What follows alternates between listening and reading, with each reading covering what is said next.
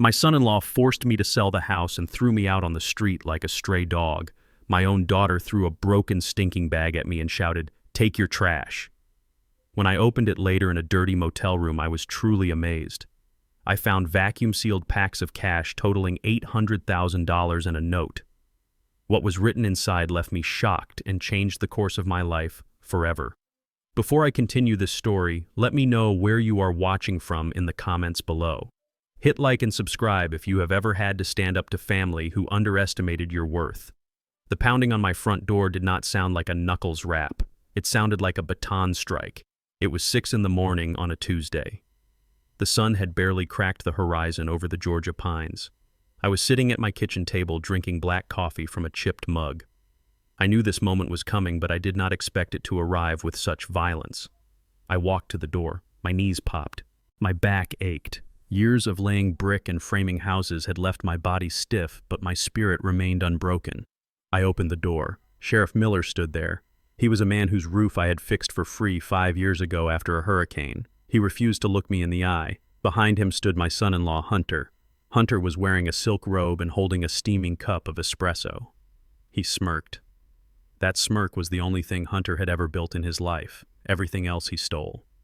Sheriff Miller cleared his throat and handed me a piece of paper. "Walter Banks, you are hereby served with an order of eviction. You have 15 minutes to vacate the premises for trespassing. Failure to comply will result in your immediate arrest. Trespassing." The word tasted like bile.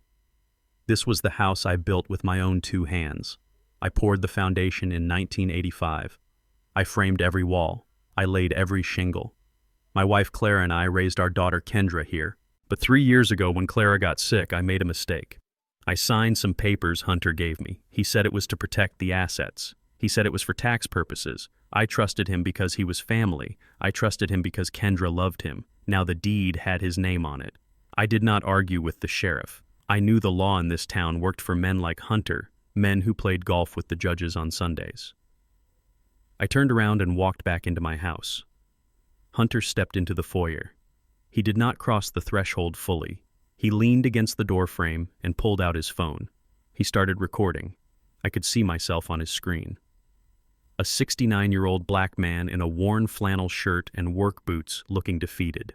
"Say hello to the followers," Walter Hunter said. His voice was loud and performative. "We are finally cleaning house today, getting rid of the old inventory to make room for the new. Don't look so sad, Walter. It is just business."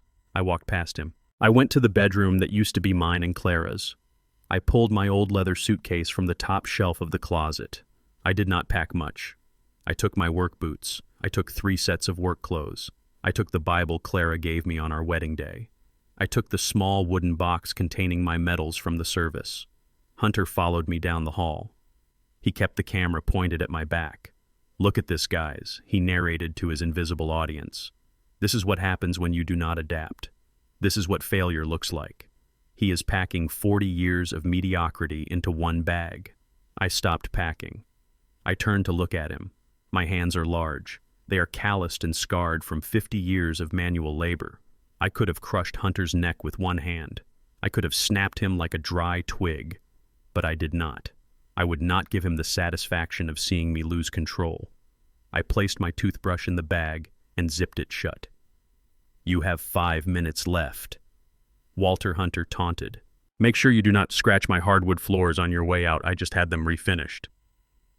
"Your floors," I thought. "I laid these floors. I chose this white oak. I sanded it. I stained it. You do not even know what kind of wood you are standing on."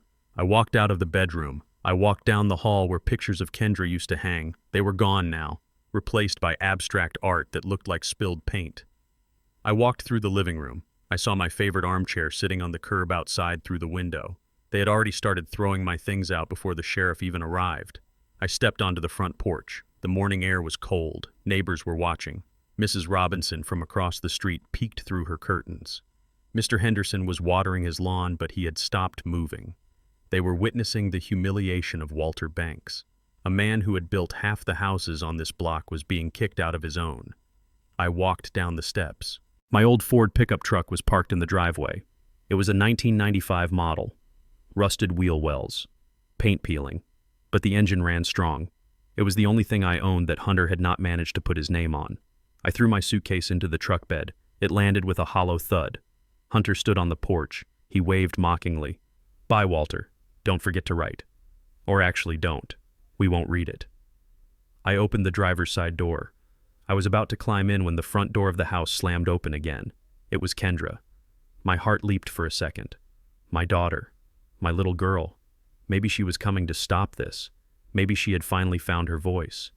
Maybe she remembered who raised her. She ran down the steps. She was wearing a silk nightgown and a heavy robe. Her hair was messy. Her face was pale. She did not look at me with love. She looked at me with a wild intensity that I could not place. She was carrying a large black trash bag. It was heavy. I could see the plastic straining against the contents. It smelled foul. The odor of rotting food and old coffee grounds hit me before she even reached me. "Dad," she shouted. Her voice was shrill. It cracked in the morning air. I turned to face her. "Kendra," I started to say. "Shut up," she screamed. She stopped 3 feet away from me. Her eyes were wide. She looked deranged. "You forgot your trash. We do not want your garbage in our house. Take it." She swung the bag. She did not hand it to me. She threw it. She used both hands and heaved it with all her strength. The heavy bag hit me square in the chest. It was solid and hard. The impact knocked the wind out of me. I stumbled backward. My heel caught on a tree root. I fell. I hit the grass hard. My hip slammed into the ground. Pain shot up my spine. The black plastic bag landed on top of me. It split open slightly. Coffee grounds and eggshells spilled onto my shirt. I lay there on the lawn I had mowed for 30 years, covered in garbage thrown by my own daughter. Hunter roared with laughter from the porch. He zoomed in with his phone. "Did you get that, guys? That is the money shot. Taking out the trash, literally. Nice aim, babe." Kendra stood over me. She was breathing hard. Her chest heaved. She did not offer me a hand. She pointed a shaking finger at my face. "Get out of here," she shrieked. "Take your trash and get out. I never want to see you again. Go die somewhere else, Walter." She called me Walter, not Dad. Walter. I looked up at her. I searched her eyes for any sign of my daughter. I saw nothing but rage and contempt. The neighbors were staring. Mrs. Robinson had covered her mouth with her hand. The sheriff looked away, shifting his weight from one foot to the other. He knew this was wrong, but he did nothing. I pushed the trash bag off my chest. I rolled onto my knees. I grabbed the bumper of my truck and pulled myself up. My hip throbbed.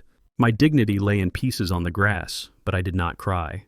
Men like me do not cry in front of men like Hunter. I grabbed the torn trash bag. I tied the knot tighter to keep the rest of the garbage from spilling. I tossed it into the bed of the truck next to my suitcase. I refused to leave it there. I would not let them say I left a mess. I would take every scrap of my existence with me. I climbed into the truck cab. The seat was torn vinyl. The air smelled of old tobacco and sawdust. It smelled like home. I put the key in the ignition. The engine roared to life with a cloud of black smoke. I put the truck in reverse. I backed out of the driveway. I saw Kendra standing on the lawn. She was not moving. She was watching me. Hunter came down the steps and put his arm around her. He kissed her cheek and waved at me again. I shifted into drive. I did not look back. I stared straight ahead at the asphalt road. The road that led away from the only life I had known for 40 years. I gripped the steering wheel so hard my knuckles turned the color of ash. I hated them.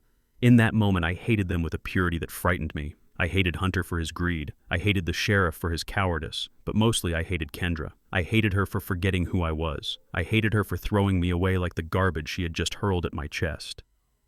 I drove for an hour without knowing where I was going. I just needed to put miles between me and that house. I needed to escape the sound of Hunter's laughter. Finally, I saw a sign for a Motel 6. It was a rundown place on the edge of the interstate. It was the kind of place where people went to hide or to die. I pulled into the parking lot. I paid for a room with cash. The clerk behind the glass did not look up from his phone. I took my key. Room 104, ground floor, around the back. I parked the truck in front of the room. I dragged my suitcase inside. The room smelled of stale cigarettes and industrial cleaner. The carpet was sticky. I sat on the edge of the bed. My hip was still throbbing from the fall. I remembered the trash bag in the back of the truck. I needed to get rid of it. I did not want to carry their stench with me. I walked back outside. The sun was higher now. The heat was rising. I lowered the tailgate and grabbed the black plastic bag. It was heavy, strange heavy. Not just food heavy. It felt dense. I carried it into the room. I intended to flush the food scraps down the toilet and put the rest in the room bin, but something stopped me. I placed the bag on the stained linoleum floor of the bathroom. I untied the knot. The smell was awful. I saw banana peels. I saw coffee filters. I saw empty milk cartons. It was disgusting. I reached in to grab a handful of trash to throw it away. My hand hit something hard. It was not a milk carton. It felt like a brick. I pushed aside the rotting vegetables. I saw a layer of duct tape. I dug deeper. Underneath the top layer of kitchen refuse, there was a false bottom made of cardboard. I pulled the cardboard up. My breath caught in my throat. Beneath the garbage sat rows of silver vacuum-sealed packages. They were neat. They were stacked. They looked like bricks of narcotics I had seen in movies. I picked one up. It was heavy. I took my pocket knife and sliced the plastic corner. Green paper. I ripped the package open. It was money. Stacks of $100 bills. Used bills. Non-sequential. Banded together with rubber bands. I dropped the brick. I grabbed another one. Money. I grabbed a third. Money. I dumped the entire contents of the bag onto the bathroom floor. I ignored the coffee grounds staining the carpet. I counted the bricks. There were 8 of them. If each brick held what I thought it held, this was close to $800,000. My heart hammered against my ribs. Where did Kendra get this? Was she involved in drugs? Was Hunter laundering money? Why did she throw this at me? Then I saw it. Stuck to the bottom of one of the money bricks was a piece of yellow legal pad paper. It was wrinkled and stained with coffee. I peeled it off carefully. The handwriting was jagged and rushed. It looked like it had been written in the dark. I read the note. Dad, do not react. Do not call me. Hunter has a microphone in your truck. He is listening. He put a GPS tracker under the chassis.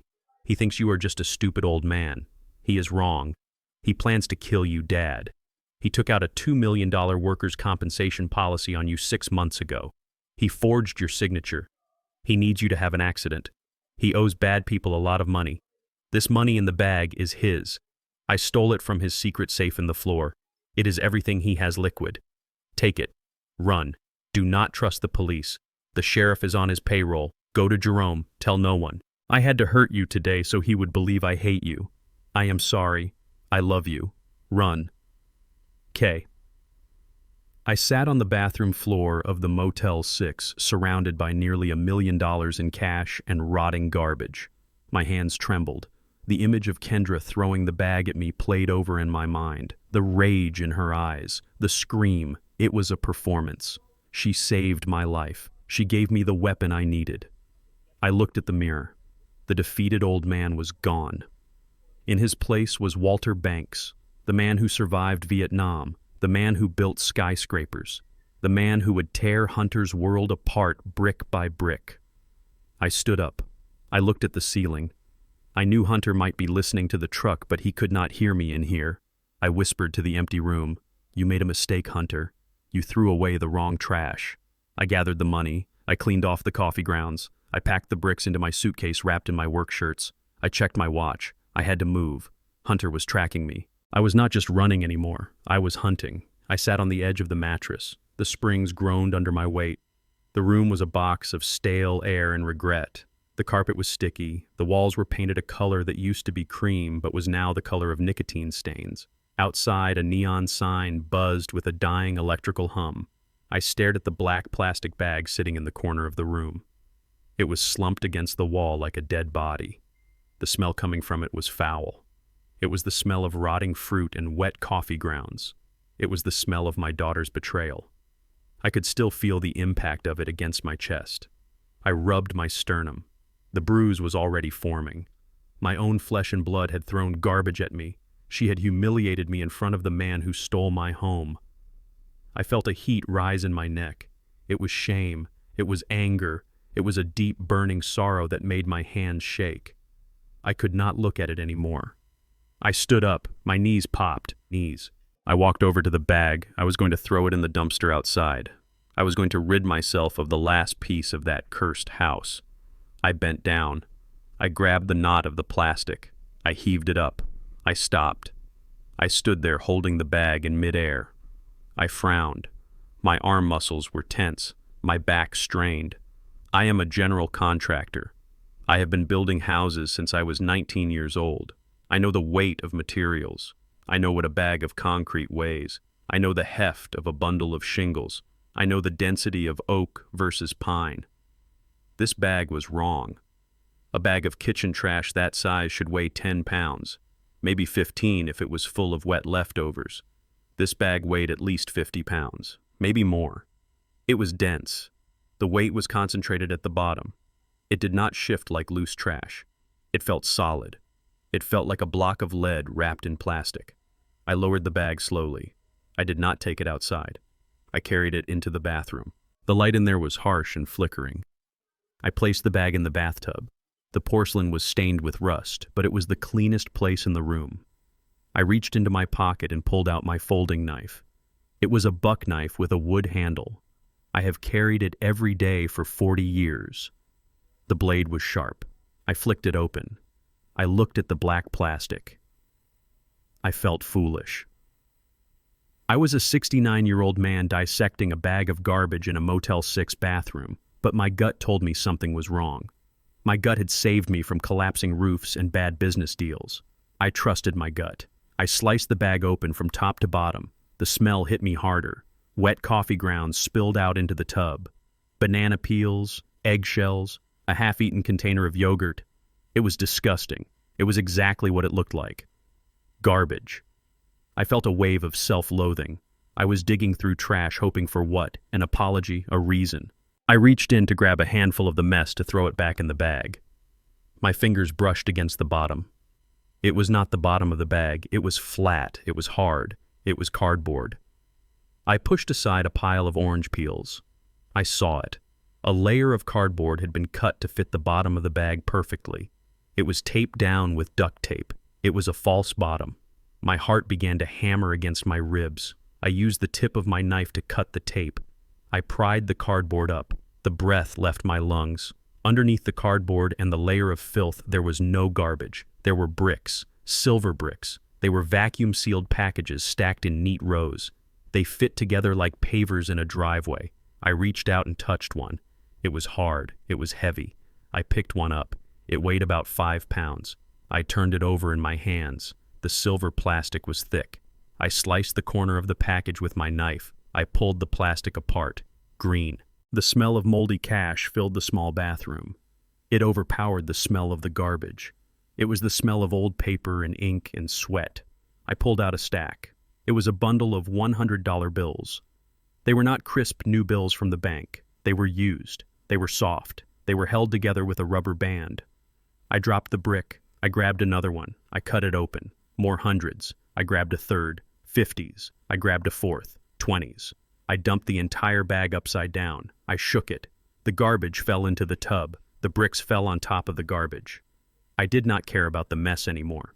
I sat on the edge of the tub. My mind was racing. I started counting the bricks. 1, 2, 3, 4, 5, 6, 7, 8. 8 bricks. I did the math in my head. I have handled cash jobs before. I know what money looks like in bulk. If these were mostly hundreds and fifties, this was not just a few $1,000s. This was serious money. This was life-changing money. This was around $800,000. I sat there staring at the pile. My hands were covered in coffee grounds. My boots were dirty. I was sitting in a cheap motel with nearly $1 million in cash. Where did this come from? Kendra was a school teacher. Hunter was a trader who claimed to be rich, but I knew he leveraged everything. He did not have this kind of liquidity. This was dirty money. This was mattress money. This was money you hid because you did not want the IRS or the police to know it existed. Why did she give it to me? Why did she throw it at me? I looked at the pile of debris in the tub. I saw a piece of yellow legal paper stuck to the bottom of one of the silver bricks. It was folded small. It was stained with grease from the garbage. I picked it up. My fingers trembled. I unfolded it carefully. The paper was damp. The ink was blue ballpoint. The handwriting was jagged and hurried. It looked like it had been written in the dark, or by someone whose hand was shaking violently. I recognized the script. It was Kendra's. I held the paper under the bathroom light. I squinted. I read the words. Dad, do not react. Do not call me. Do not go back to the house. Hunter has put a microphone in your truck. He installed it under the dashboard on the passenger side. He put a GPS tracker on the chassis near the rear axle. He is listening to everything. He knows where you are right now. He thinks you are just a stupid old man. He thinks you will just drive away and die quietly. He is wrong. He plans to kill you, Dad. He took out a life insurance policy on you 6 months ago. $2 million. Accidental death and dismemberment. He forged your signature. I found the papers in his safe. He needs you to have an accident. He owes bad people a lot of money. The Russian kind of bad people. They gave him a deadline. October 30th. This money in the bag is his. It is his emergency fund. It is everything he has liquid. I stole it from his secret floor safe while he was sleeping. I replaced the weight with books. He does not know yet. Take it. This is your house money. This is your sweat equity. Run. Do not trust the police. Sheriff Miller is on Hunter's payroll. He will arrest you and hand you over to Hunter. Go to Jerome. Tell no one else. I had to hurt you today. I had to throw the bag. I had to scream. I had to make Hunter believe I hated you. If he thought I was helping you, he would have checked the bag. He would have killed us both right there on the lawn. I am sorry I hit you. I am sorry I said those things. I love you, Dad. You are the only real man I have ever known. Run. K. I lowered the note.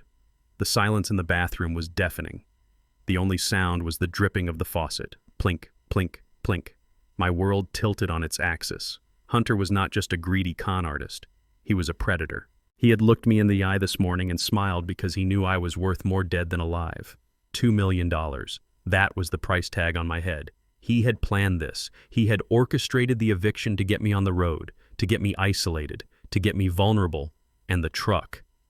I stood up so fast I knocked a bottle of shampoo into the tub. The truck.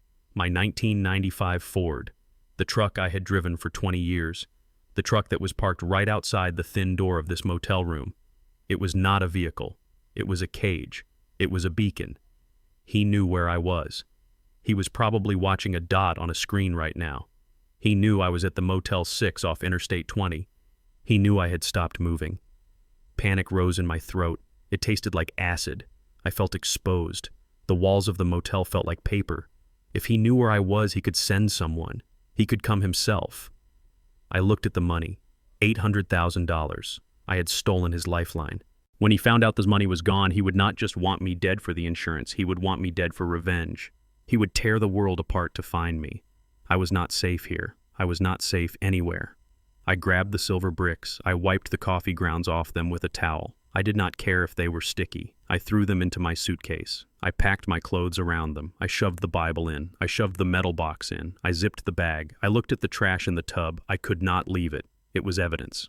I grabbed the torn black bag. I scooped the garbage back into it, the banana peels, the eggshells. I tied it shut as best I could. I would dump it in a bin miles from here.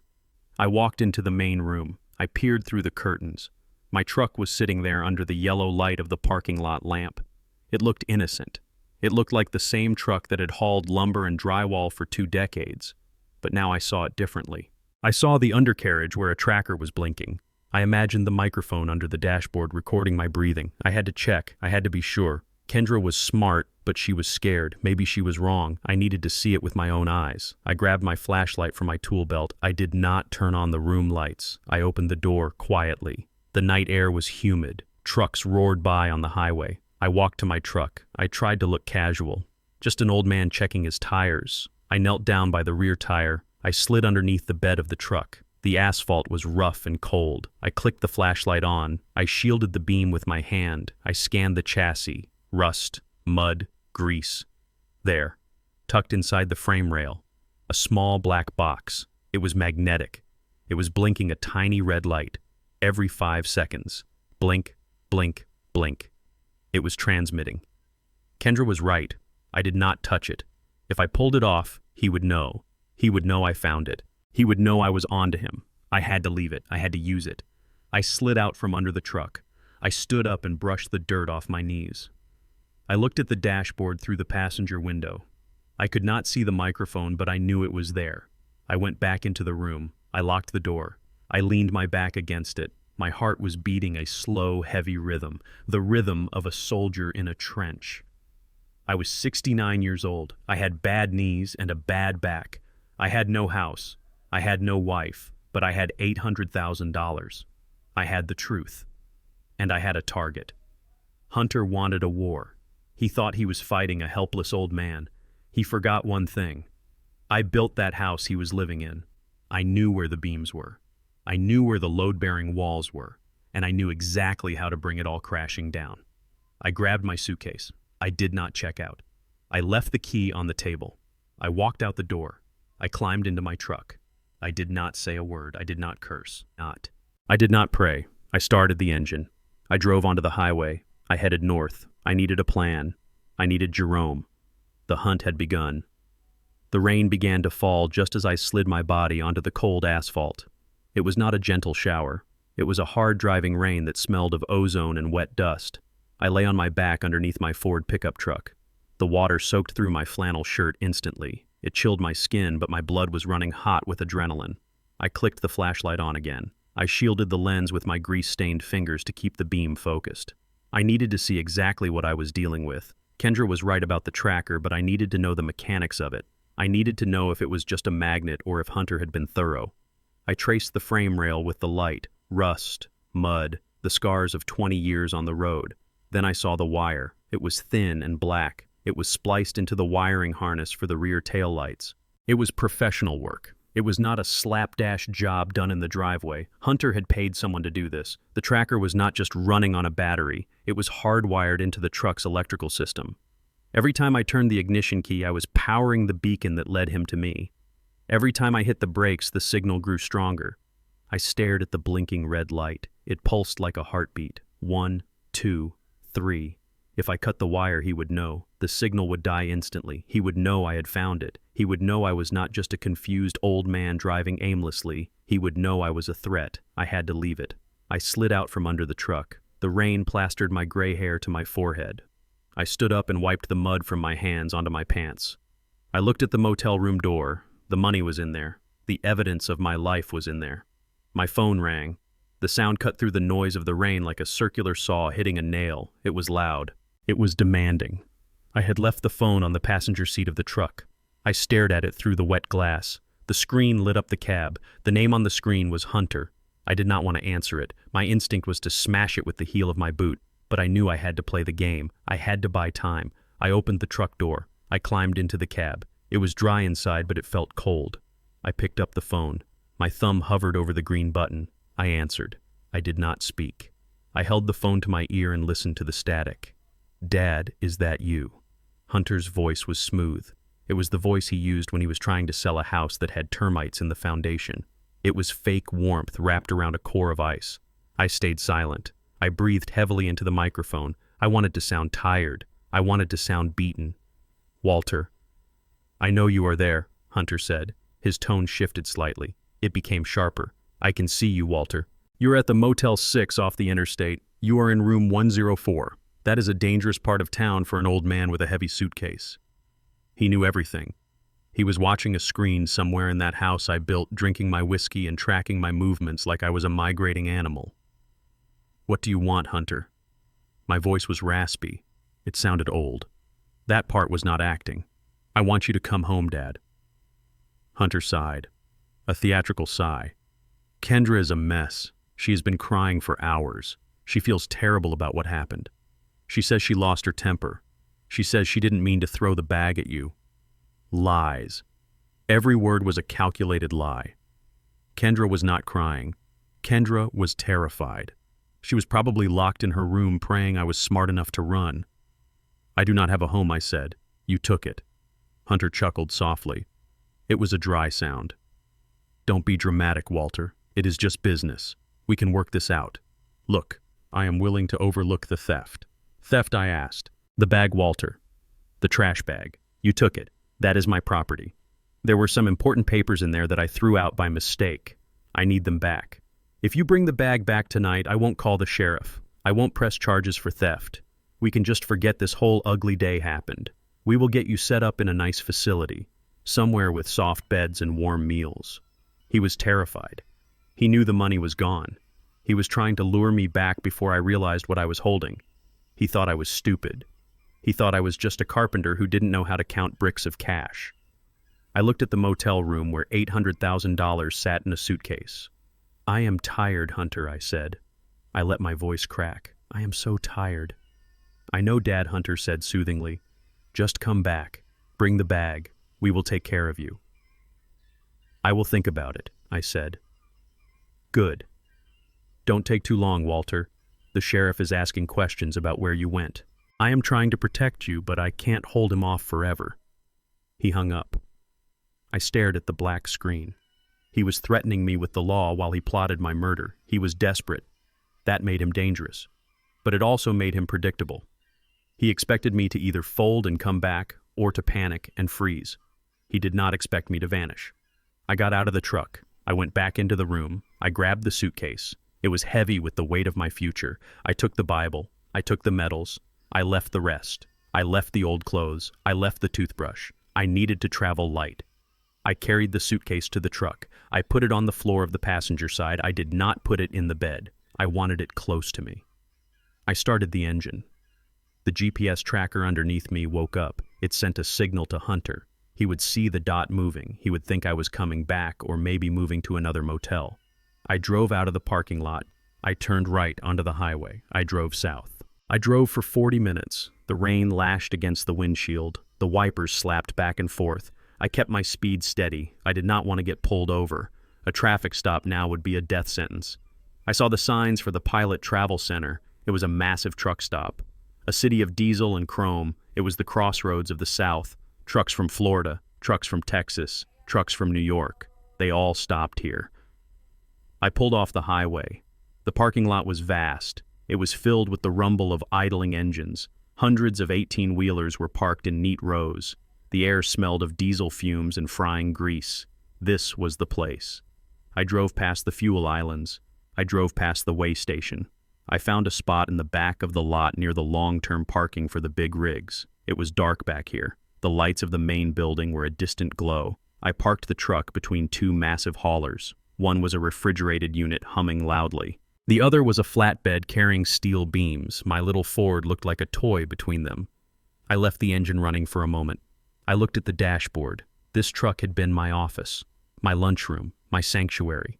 I had bought it brand new in '95. It had 200,000 miles on it. I knew every rattle. I knew every dent. Leaving it felt like cutting off a limb. But the limb was gangrenous. It had to go. I turned the key. The engine died. The silence rushed in. I grabbed the suitcase. I grabbed the phone. I opened the door and stepped down into the mud. I did not lock the truck. It did not matter anymore. I walked toward the main building. I kept my head down. I pulled my collar up against the rain. I looked like just another weary traveler. I stopped by a trash can near the entrance. It was overflowing with soda cups and fast food wrappers. I looked at the phone in my hand. It was an older model smartphone. Kendra had bought it for me 2 years ago so I could see pictures of the family. I popped the back case off. I pulled out the battery. I found the SIM card. It was a tiny chip of plastic. I took my pocket knife and snapped the SIM card in half. Then I snapped it again. I dropped the pieces into the bottom of the trash can. I dropped the battery in a different can by the fuel pumps. I dropped the phone body in a third can near the door. Digital silence. Hunter could track the truck. He could stare at that blinking red dot in the parking lot all night.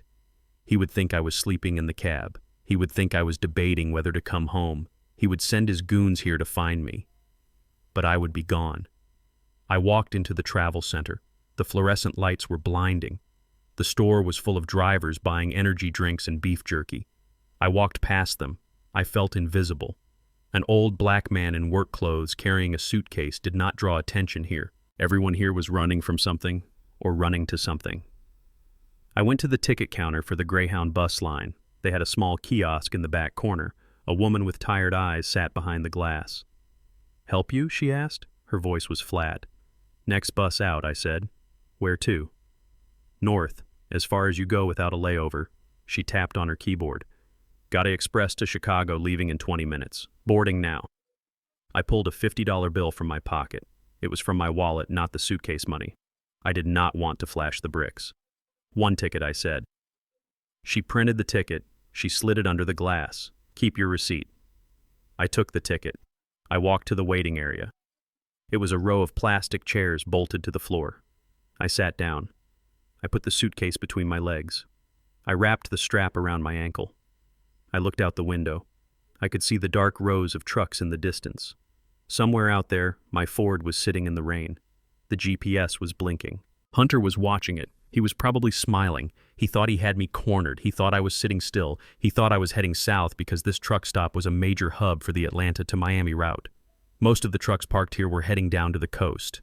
By leaving the truck here, I was telling him a story. I was telling him I was running for the border or the ocean, but I was going to the wind. The bus pulled up.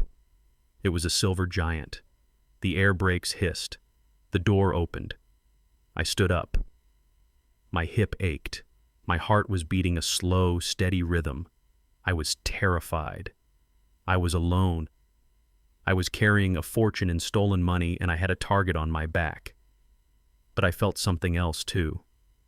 I felt awake. For the first time in years, the fog of grief and old age had lifted. I had a mission. I handed my ticket to the driver. He tore the stub.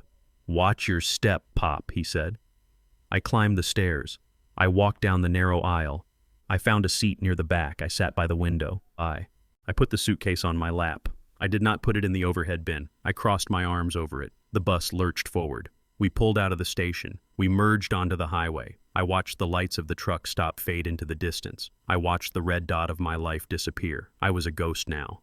Walter Banks, the contractor, was dead. He died in that parking lot. The man on the bus was someone else. He was a soldier again, and he was going to war. I leaned my head against the cool glass. I closed my eyes. I did not sleep. I started to plan.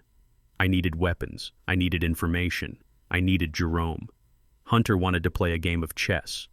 He took my queen. He took my rooks. He thought he had cleared the board. He forgot about the pawns.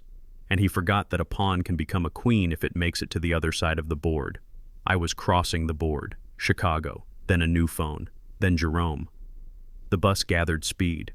The rain turned into streaks of light on the window. I disappeared into the night. The Greyhound bus hissed to a halt in the underbelly of Chicago. It was 3 a.m. The air smelled of exhaust and wet concrete. I stepped off the bus with my suitcase held tight against my chest. My leg was stiff from the ride. I blended into the shadows of the terminal. I was not Walter Banks, the contractor, anymore.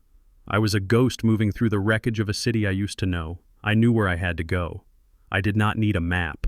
Some addresses are burned into your memory like a brand. I hailed a cab outside the station. The driver was a young man with nervous eyes. I gave him an intersection in the south side. He looked at me in the rearview mirror. He asked if I was sure. I told him to drive. We stopped on a street where the streetlights had been shot out. The buildings were brick skeletons with boarded-up windows.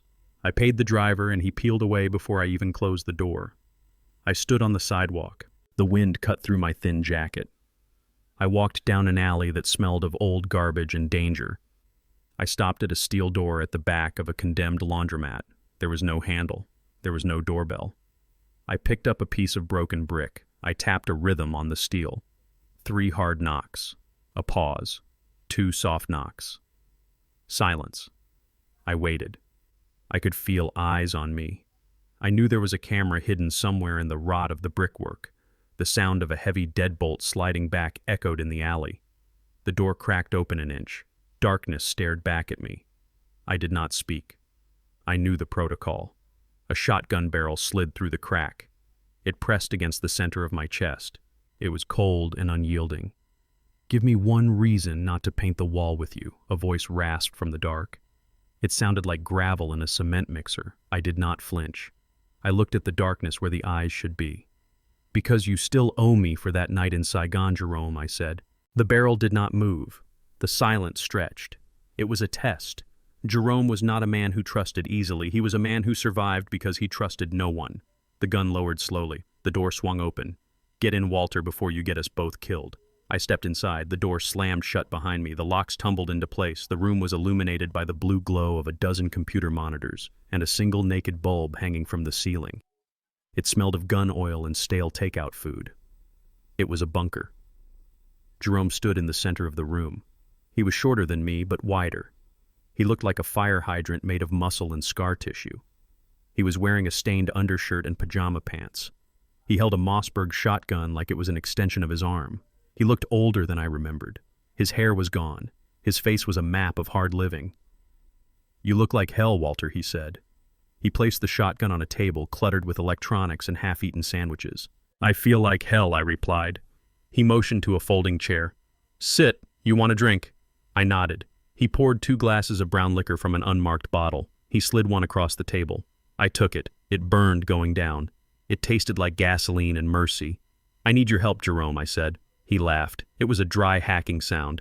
"Everyone needs help, Walter. I am retired. I fix radios now. I do not do the other thing. I am not asking you to kill anyone," I said. "I need information. And I need protection." He shook his head. He took a long drink. "No. I am out of the game. I got heat on me from the last job. I am lying low. You show up here looking like a refugee with a suitcase. You smell like trouble.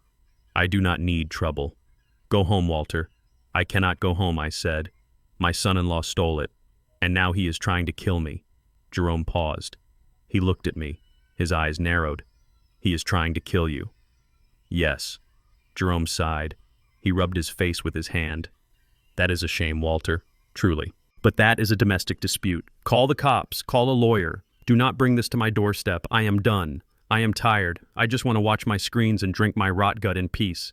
He stood up. He pointed to the door. "Get out, Walter. It was good to see you. Do not come back." I did not move. I reached down to my suitcase. Jerome tensed. His hand hovered near the shotgun. I unzipped the bag. I reached past the Bible. I reached past the medals. I grabbed a silver brick. I pulled it out. I slammed it onto the table. It made a heavy thud that rattled the empty glasses. Jerome looked at the brick. He looked at me. He did not speak. I reached into the bag again. I pulled out a second brick. Thud. I pulled out a third. Thud. I pulled out a fourth. Thud. I stopped. 4 bricks. $200,000 roughly. But I grabbed a loose stack of hundreds from the 5th brick that I had opened earlier. I tossed the loose stack on top of the pile. $50,000 cash right now, I said. My voice was steady. "That is your retainer. There is more if we survive this." Jerome stared at the money. He reached out and touched the plastic. He picked up the loose stack of bills. He thumbed through them.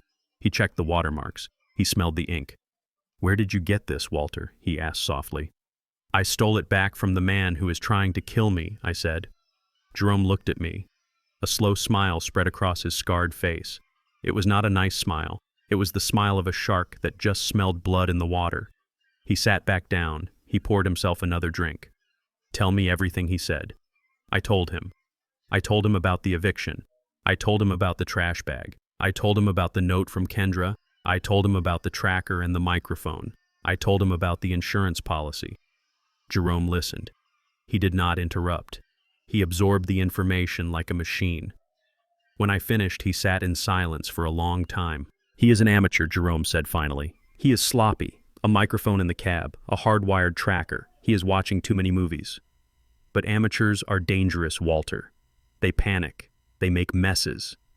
He turned to his bank of computers. He cracked his knuckles. "Give me his name. Give me his social if you have it. Give me the business name." I gave him everything I knew. Hunter Stevenson, HS Capital, the address, the phone number. Jerome's fingers flew across the keyboard. He was not just a thug. In the service he handled explosives, but after the war he learned that information was more destructive than C4. He became a ghost in the machine. He knew which doors to knock on in the dark web. He knew which databases were vulnerable. I sat in the folding chair and watched him work. I felt the exhaustion settle into my bones. I had not slept in 24 hours. "Go to sleep," Walter Jerome said without turning around. "There is a cot in the back. This will take time." I laid down on the cot. It smelled of mildew. I placed my hand on the suitcase. I closed my eyes. I fell into a dark, dreamless sleep.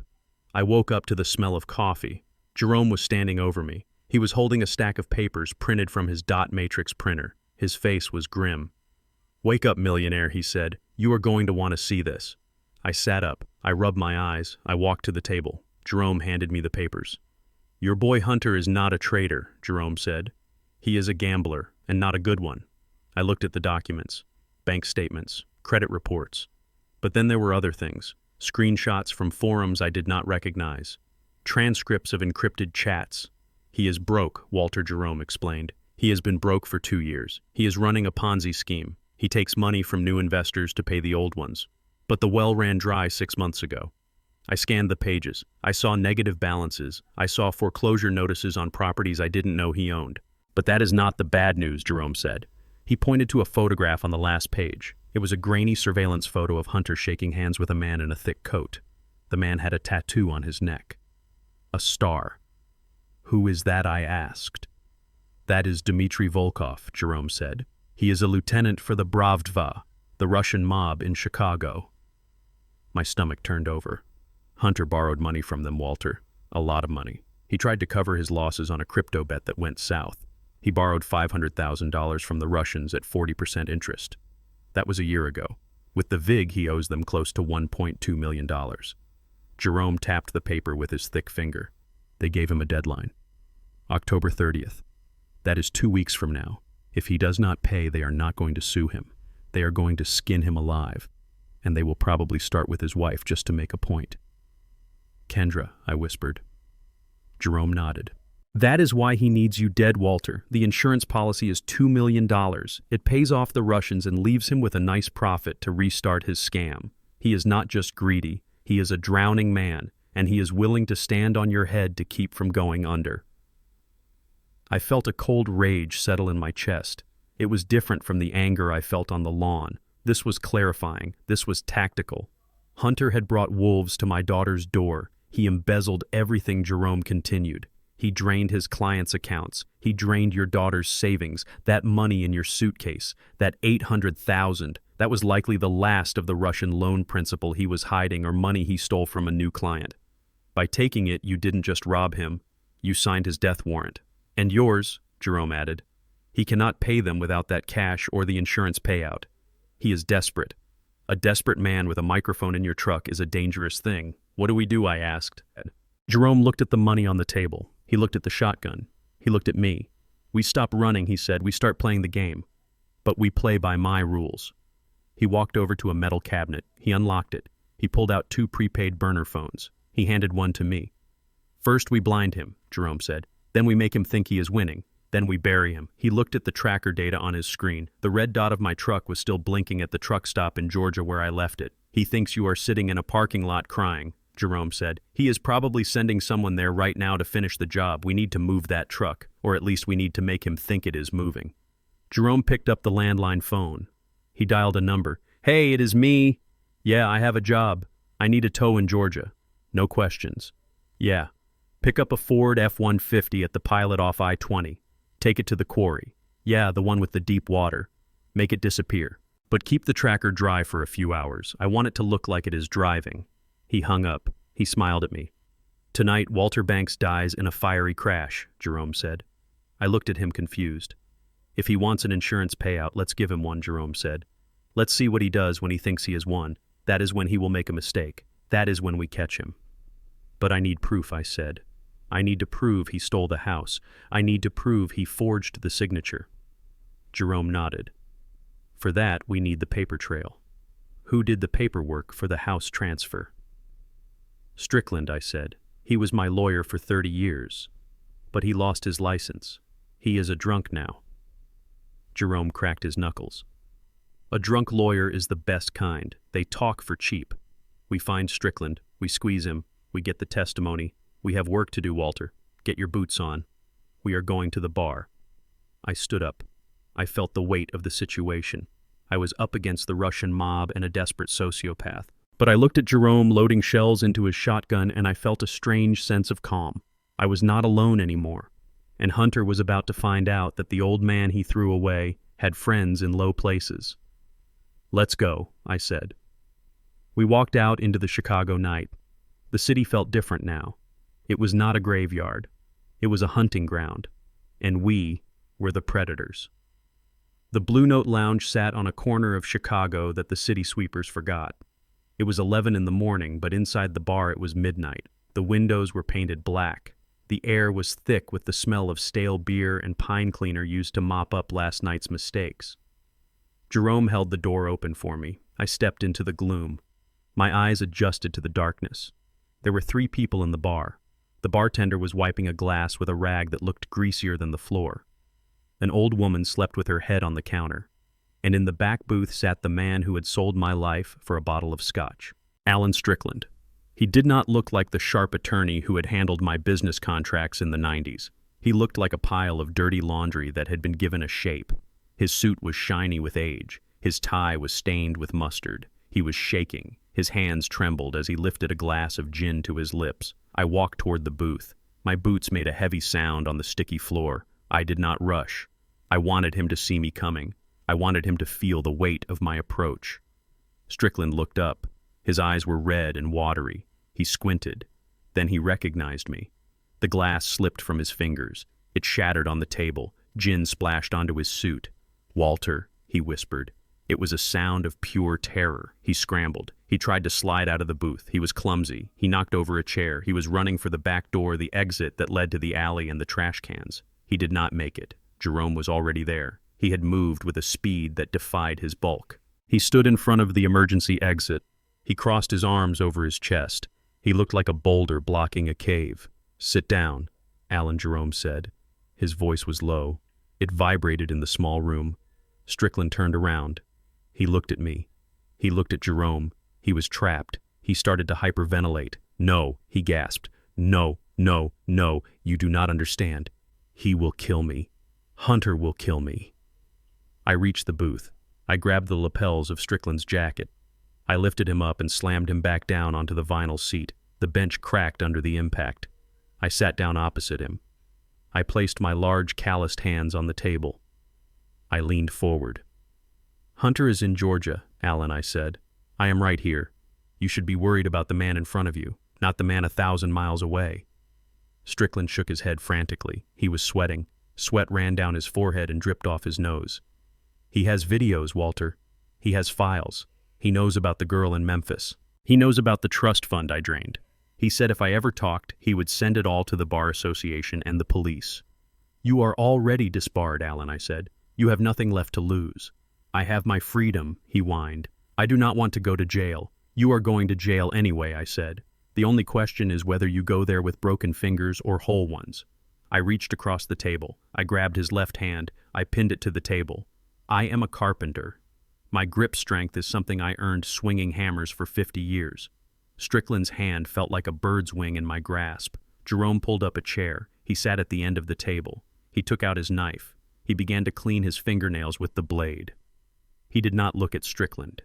He just scraped the steel against his nails. Scrape, scrape, scrape. "Tell me about the house transfer," I said. "I cannot." Strickland sobbed. I squeezed his hand. I felt the knuckles grind together. "Tell me about the day I signed the papers." Strickland yelped. "Please, Walter. Please. Tell me." He broke. It was not courage that held him back. It was just fear. And I was scarier than Hunter in that moment. It was not legal, he blubbered. It was never legal. "How did he do it?" I asked. I remember signing it Alan. I remember the pen in my hand. I remember sitting at the kitchen table. How is it not legal if I signed it? Strickland looked down at the table. He could not meet my eyes.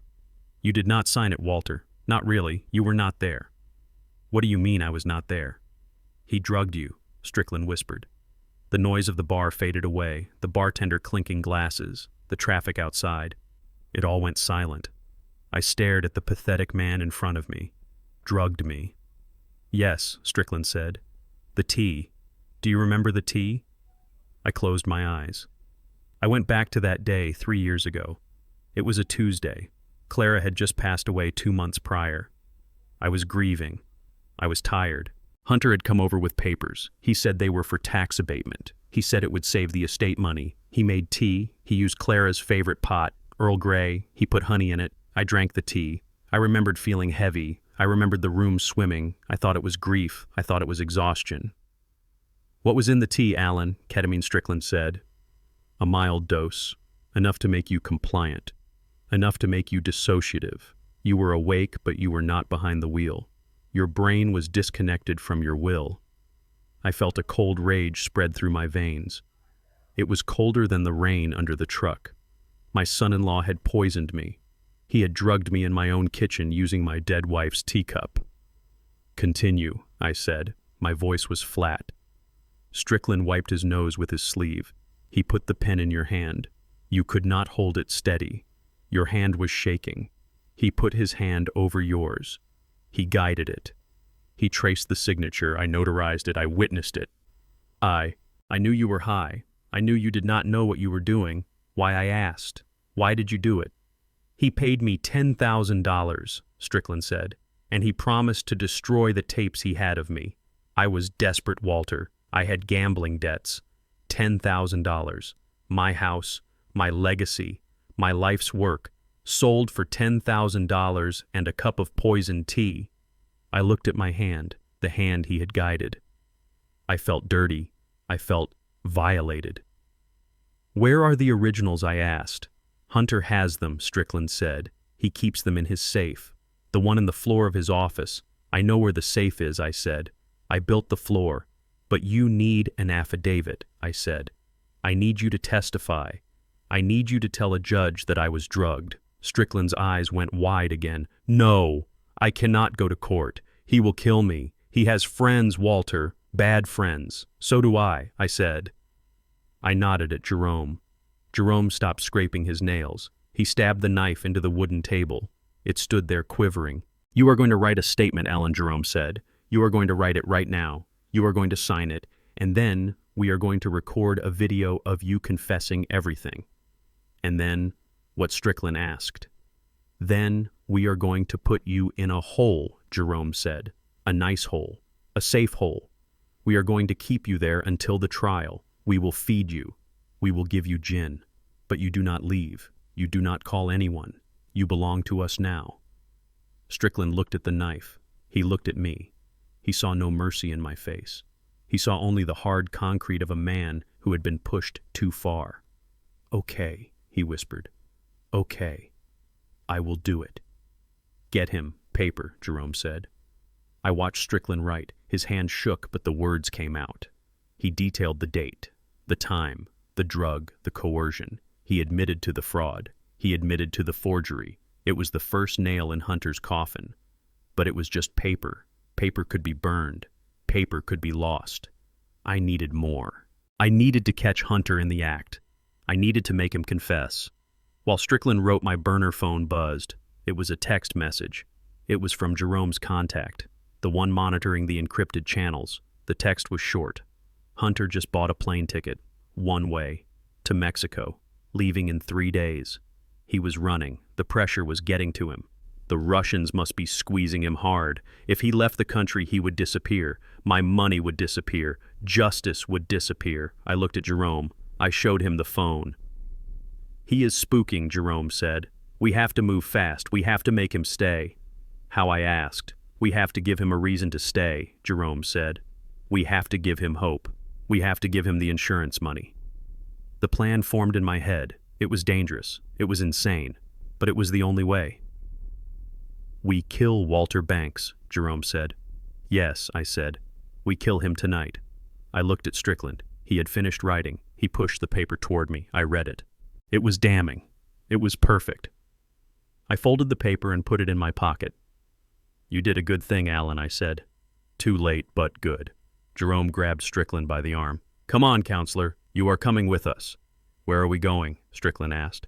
"To the safe house," Jerome said. "And then Walter and I are going to build a fire." We walked out of the bar. The sun was high now, but I did not feel the warmth. I felt the cold focus of the mission. Hunter thought he had buried me. He thought he had erased me.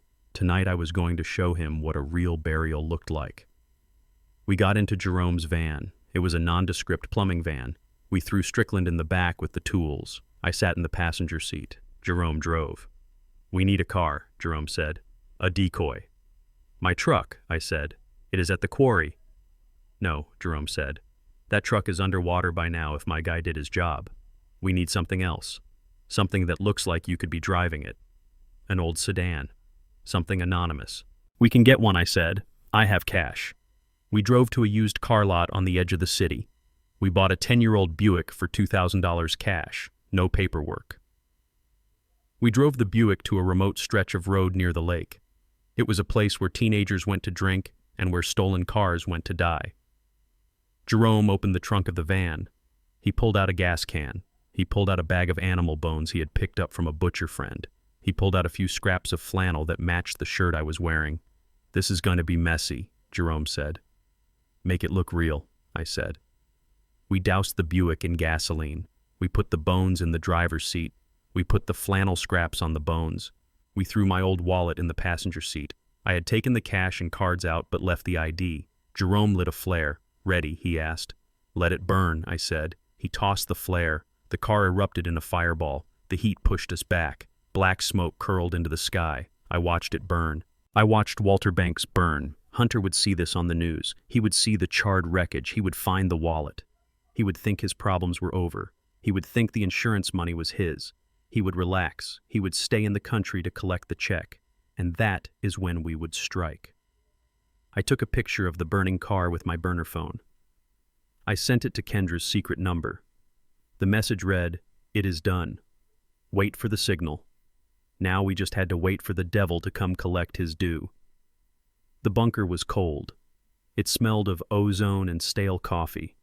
The only light came from the bank of monitors humming against the brick wall. Jerome sat in his swivel chair. His fingers moved across the keyboard with a speed that defied his age. He looked like a pianist playing a silent concerto. I sat on a metal stool behind him. My hands were clasped so tight my knuckles were white.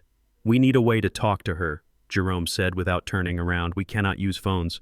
Hunter has the billing records. He has the carrier logs. If you send a text to her cell phone, he will see it before she does." He tapped a final key. A window popped up on the center screen. It was a black box with green text.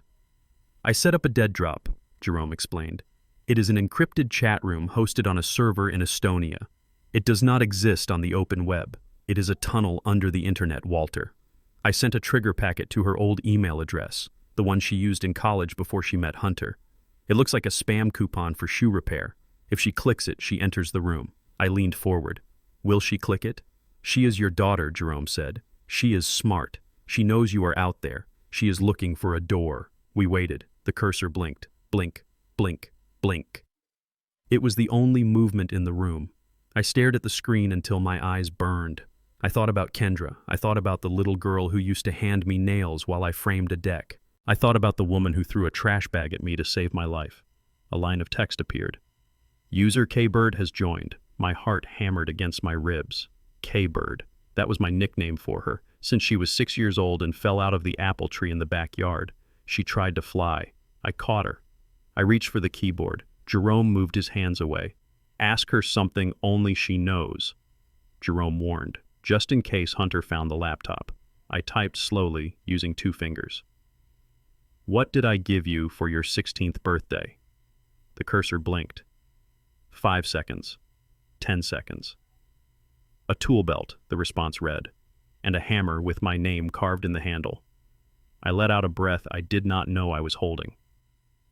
It was her. "Kendra," I typed. "Are you safe?" The response took a long time.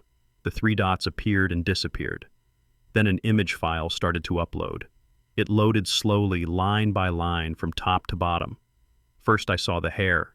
It was messy, mated. Then the forehead. Then the eyes. I gasped. The sound was ripped from my throat. One eye was swollen shut. It was a dark, angry purple. Her lip was split. There was a bruise on her cheekbone that looked like a fingerprint. She was in the bedroom. My bedroom. The wallpaper behind her was the floral pattern Clara had picked out 10 years ago. She looked terrified. She looked broken. Text appeared under the photo. "He knows the money is gone. He opened the floor safe an hour after you left. He went crazy, Dad. He tore the office apart. He thinks I gave it to a boyfriend. He does not know you have it. He thinks you are just a homeless old man now." I felt a heat rise in my chest. It started in my stomach and flooded my veins. It was not anger. It was a molten rage, a primal instinct to destroy. More text appeared. He has me locked in the master bedroom. He took my phone. I am using an old tablet I hid under the mattress. He comes in every hour. He screams at me. He hits me, Dad. He wants to know where the money is. He says if I do not tell him he is going to sell the house next week. He says he has power of attorney over me because I am hysterical. He is filling out papers to have me committed to a mental health facility. St. Mary's. He says I am a danger to myself. St. Mary's. It was a warehouse for the unwanted, a place where they medicated people until they were ghosts. I stood up. The metal stool screeched against the concrete floor. I cannot read this, I said. My voice sounded strange. It sounded like it belonged to a wolf. Walter, sit down, Jerome said. His eyes were glued to the screen. He is hitting her, Jerome. He is beating my little girl in the house that I built. I looked around the room. I needed a weapon. I needed something heavy. I needed to break something. My eyes landed on the wooden table in the corner. It was a sturdy oak table. I walked over to it. I did not think. I just reacted. I raised my fist. It was a hammer made of bone and flesh. I brought it down on the center of the table. Crack. The wood splintered. Pain shot up my arm. I did not care. I hit it again and again. I was screaming, but I did not hear the words. I was screaming her name. I was screaming for Hunter's blood. I grabbed the edge of the table and heaved. I flipped it over. It crashed into a shelf of radio parts. Metal rained down on the floor. I am going to kill him, I roared. I looked at the shotgun leaning against the wall. I grabbed it. The steel was cold. It felt right. I am going there. Right now. I am going to put a hole in his chest and I am going to take my daughter out of there. I marched toward the door. I racked the slide of the shotgun. Clack, clack. The sound was a promise of violence. I reached for the deadbolt. A hand grabbed my shoulder. It was a heavy hand. It spun me around. Jerome stood there. He was shorter than me, but he was solid as a rock. He blocked the door. Move, Jerome! I snarled. No, Jerome said calmly. I raised the shotgun. I pointed it at the ceiling, but my finger was near the trigger. Move! Jerome did not flinch. He looked at me with eyes that had seen too much war. He saw the madness in my face. He saw a father who had lost his mind. He did not argue. He did not try to talk me down. He slapped me. It was not a light tap. It was an open-handed strike that connected with my jaw like a brick. My head snapped back. The shotgun slipped from my hand and clattered to the floor. I stumbled back against the wall. I tasted blood. I looked at him. I was shocked. The rage momentarily stunned into silence. You listen to me, you stupid son of a bitch, Jerome shouted. His voice filled the bunker. You go out that door and you are dead. You hear me? Dead. He stepped closer. He poked a hard finger into my chest. Hunter has the sheriff on speed dial. He has the Russian mob watching the house. You show up there with a shotgun like John Wayne and they will cut you down before you even get up the driveway. He grabbed my shirt and shook me. And then what happens to Kendra? Huh. Tell me, Walter. What happens to her when her protector is lying in the morgue with a tag on his toe? I stared at him. My breathing was ragged. My jaw throbbed. She dies, Jerome said. His voice dropped to a whisper. Hunter gets the insurance money. He pays off the mob. He puts Kendra in the asylum and she rots there. That is the ending you are writing right now. Is that what you want? I slumped against the wall. The fight drained out of me. The adrenaline crashed. I felt old. I felt weak. No, I whispered. Then pick up your damn dignity, Jerome said. He kicked the shotgun aside. He walked back to the computer. He pointed at the screen where Kendra's bruised face was still frozen. Look at her, Walter. Look at what he did. I looked. It hurt to look. He wants you to react, Jerome said. He wants you to come charging in. He is waiting for it. That is why he is hurting her. He knows you. He knows you have a temper. He is baiting a trap.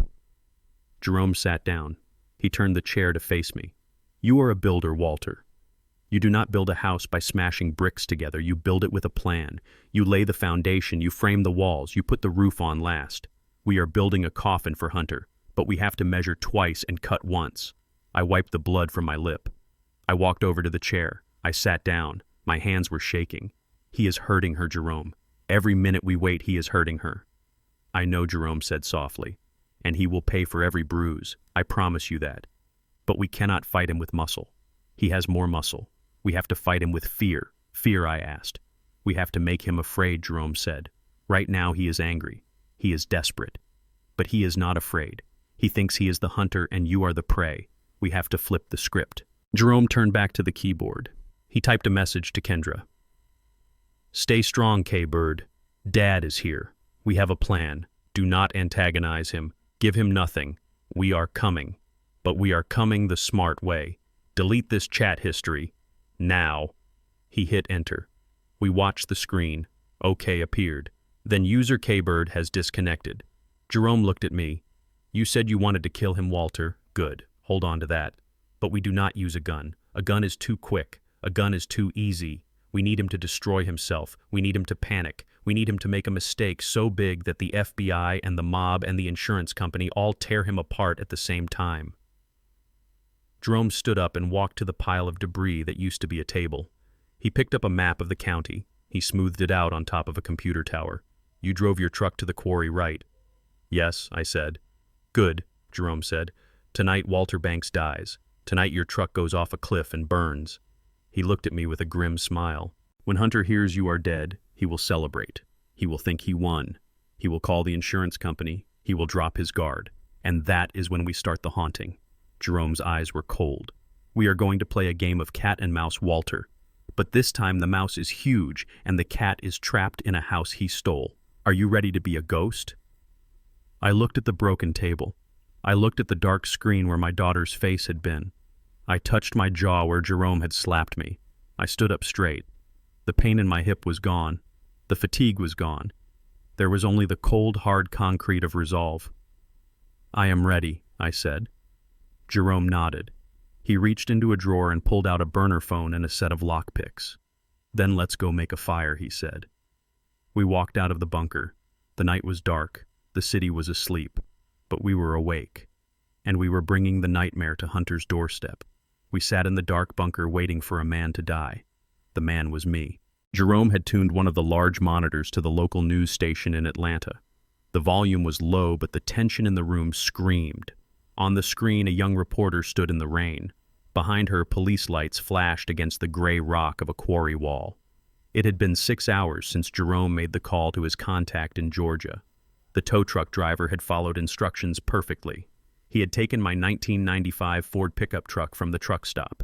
He had driven it to the abandoned mining quarry 10 miles north. He had jammed the accelerator with a brick. He had sent my life's work hurtling over the edge. The truck had fallen 200 feet. It had smashed onto the rocks below and exploded. Jerome's contact had made sure of that. A little extra gasoline in the cab, a flare on the seat. Now we watched the aftermath. The reporter looked grave. Breaking news, she said. A tragic discovery in Fulton County this evening. Police have located the wreckage of a vehicle at the bottom of the Black Rock Quarry. Authorities say the fire was intense and identification of the driver is pending, but items found at the scene belong to 69-year-old Walter Banks. They showed it, a grainy zoom shot of twisted metal. It was a blackened skeleton. My truck. I felt a pang of loss. I had bought that truck the year Kendra graduated high school. I had driven Clara to the hospital in that truck for her chemotherapy. It was the last piece of my history, and I had just watched it burn. But then I looked at the scrolling text at the bottom of the screen. Suspected accident. Driver, presumed dead. I looked at Jerome.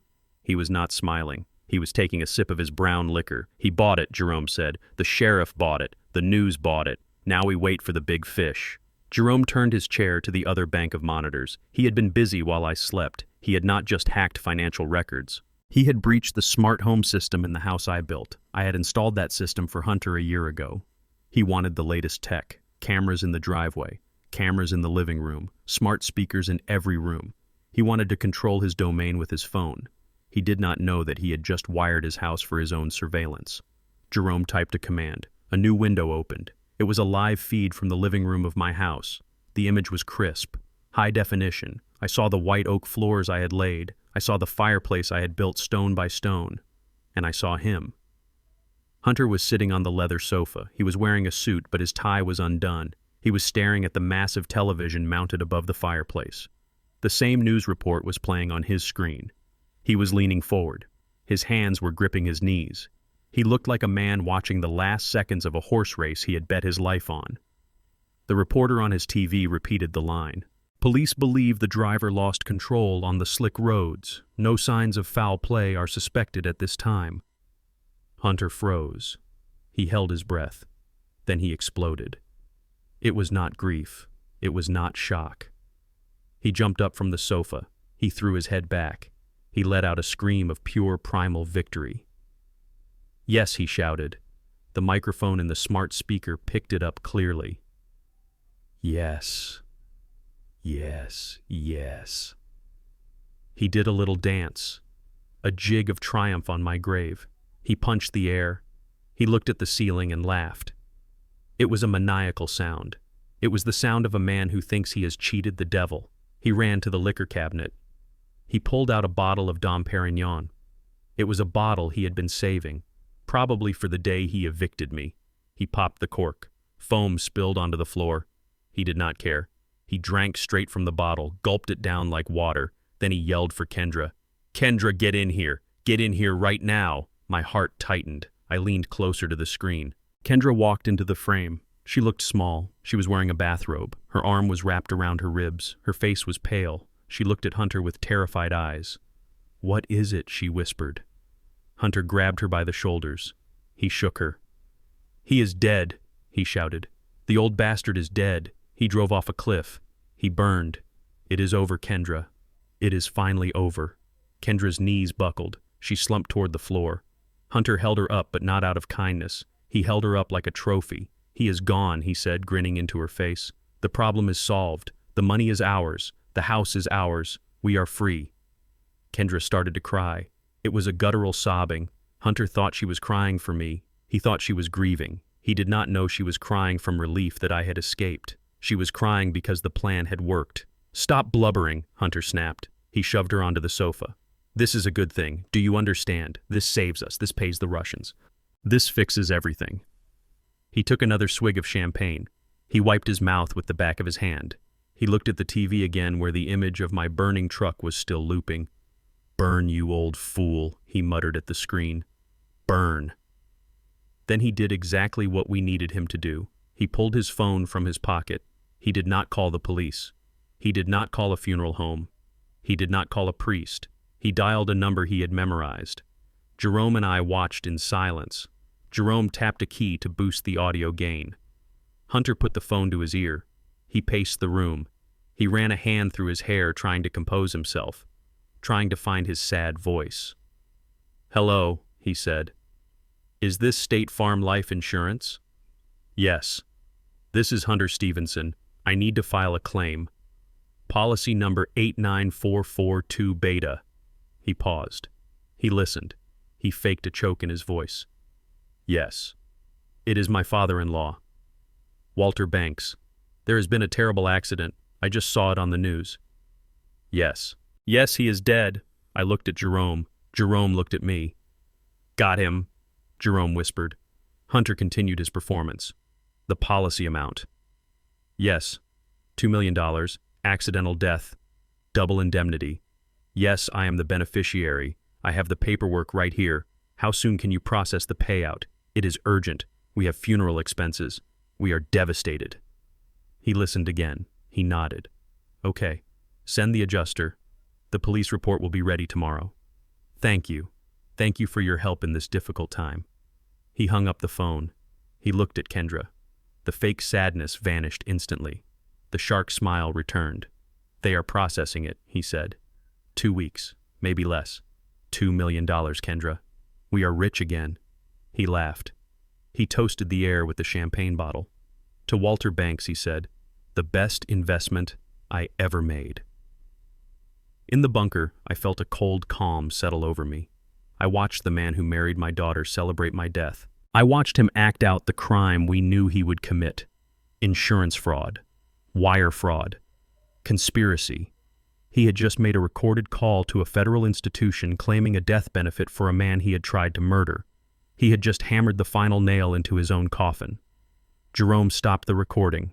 He saved the file. He backed it up to 3 different servers. That is a federal crime, Jerome said. 20 years minimum. Just for the phone call.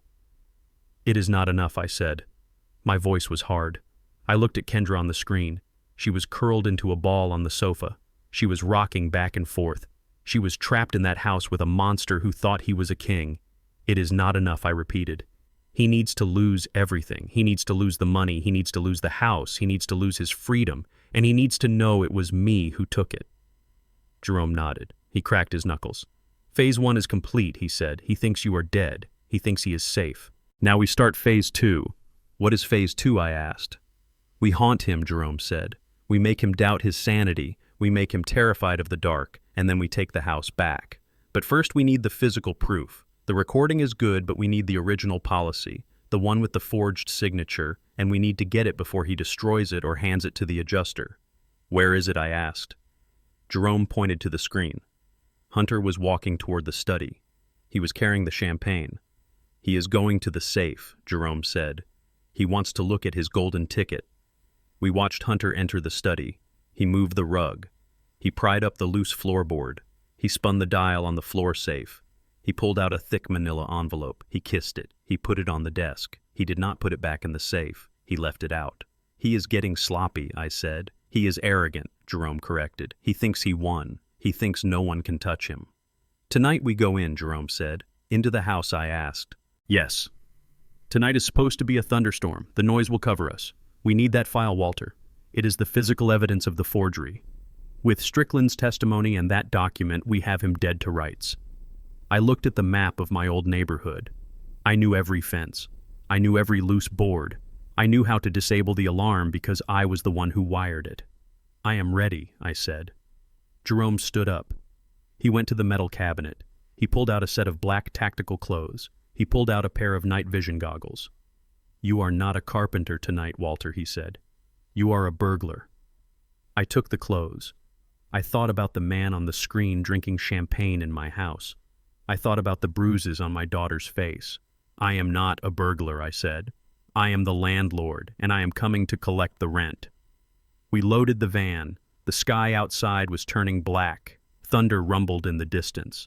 The storm was coming. It was fitting. Hunter had called down a storm when he threw me out. Now he was going to get wet. We drove south toward the suburbs, toward the house that was no longer a home, toward the trap we were about to spring. The dead man was coming home. The rain hammered against the roof of the van like handfuls of gravel. Lightning tore the sky open above the Georgia pines, illuminating the house I built with my own hands. From the street, it looked like a fortress. To me, it looked like a crime scene. I sat in the passenger seat of the plumbing van, adjusting the night vision goggles Jerome had acquired from a surplus contact in Fort Benning.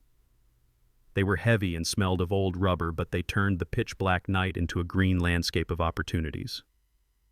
Jerome killed the engine. The silence inside the van was sudden and heavy. He looked at me. His face was a shadow in the darkness. You have 15 minutes, Walter, he said. The storm will cover the noise of the entry, but it will not cover the noise of you getting caught. If he sees you, he will shoot you.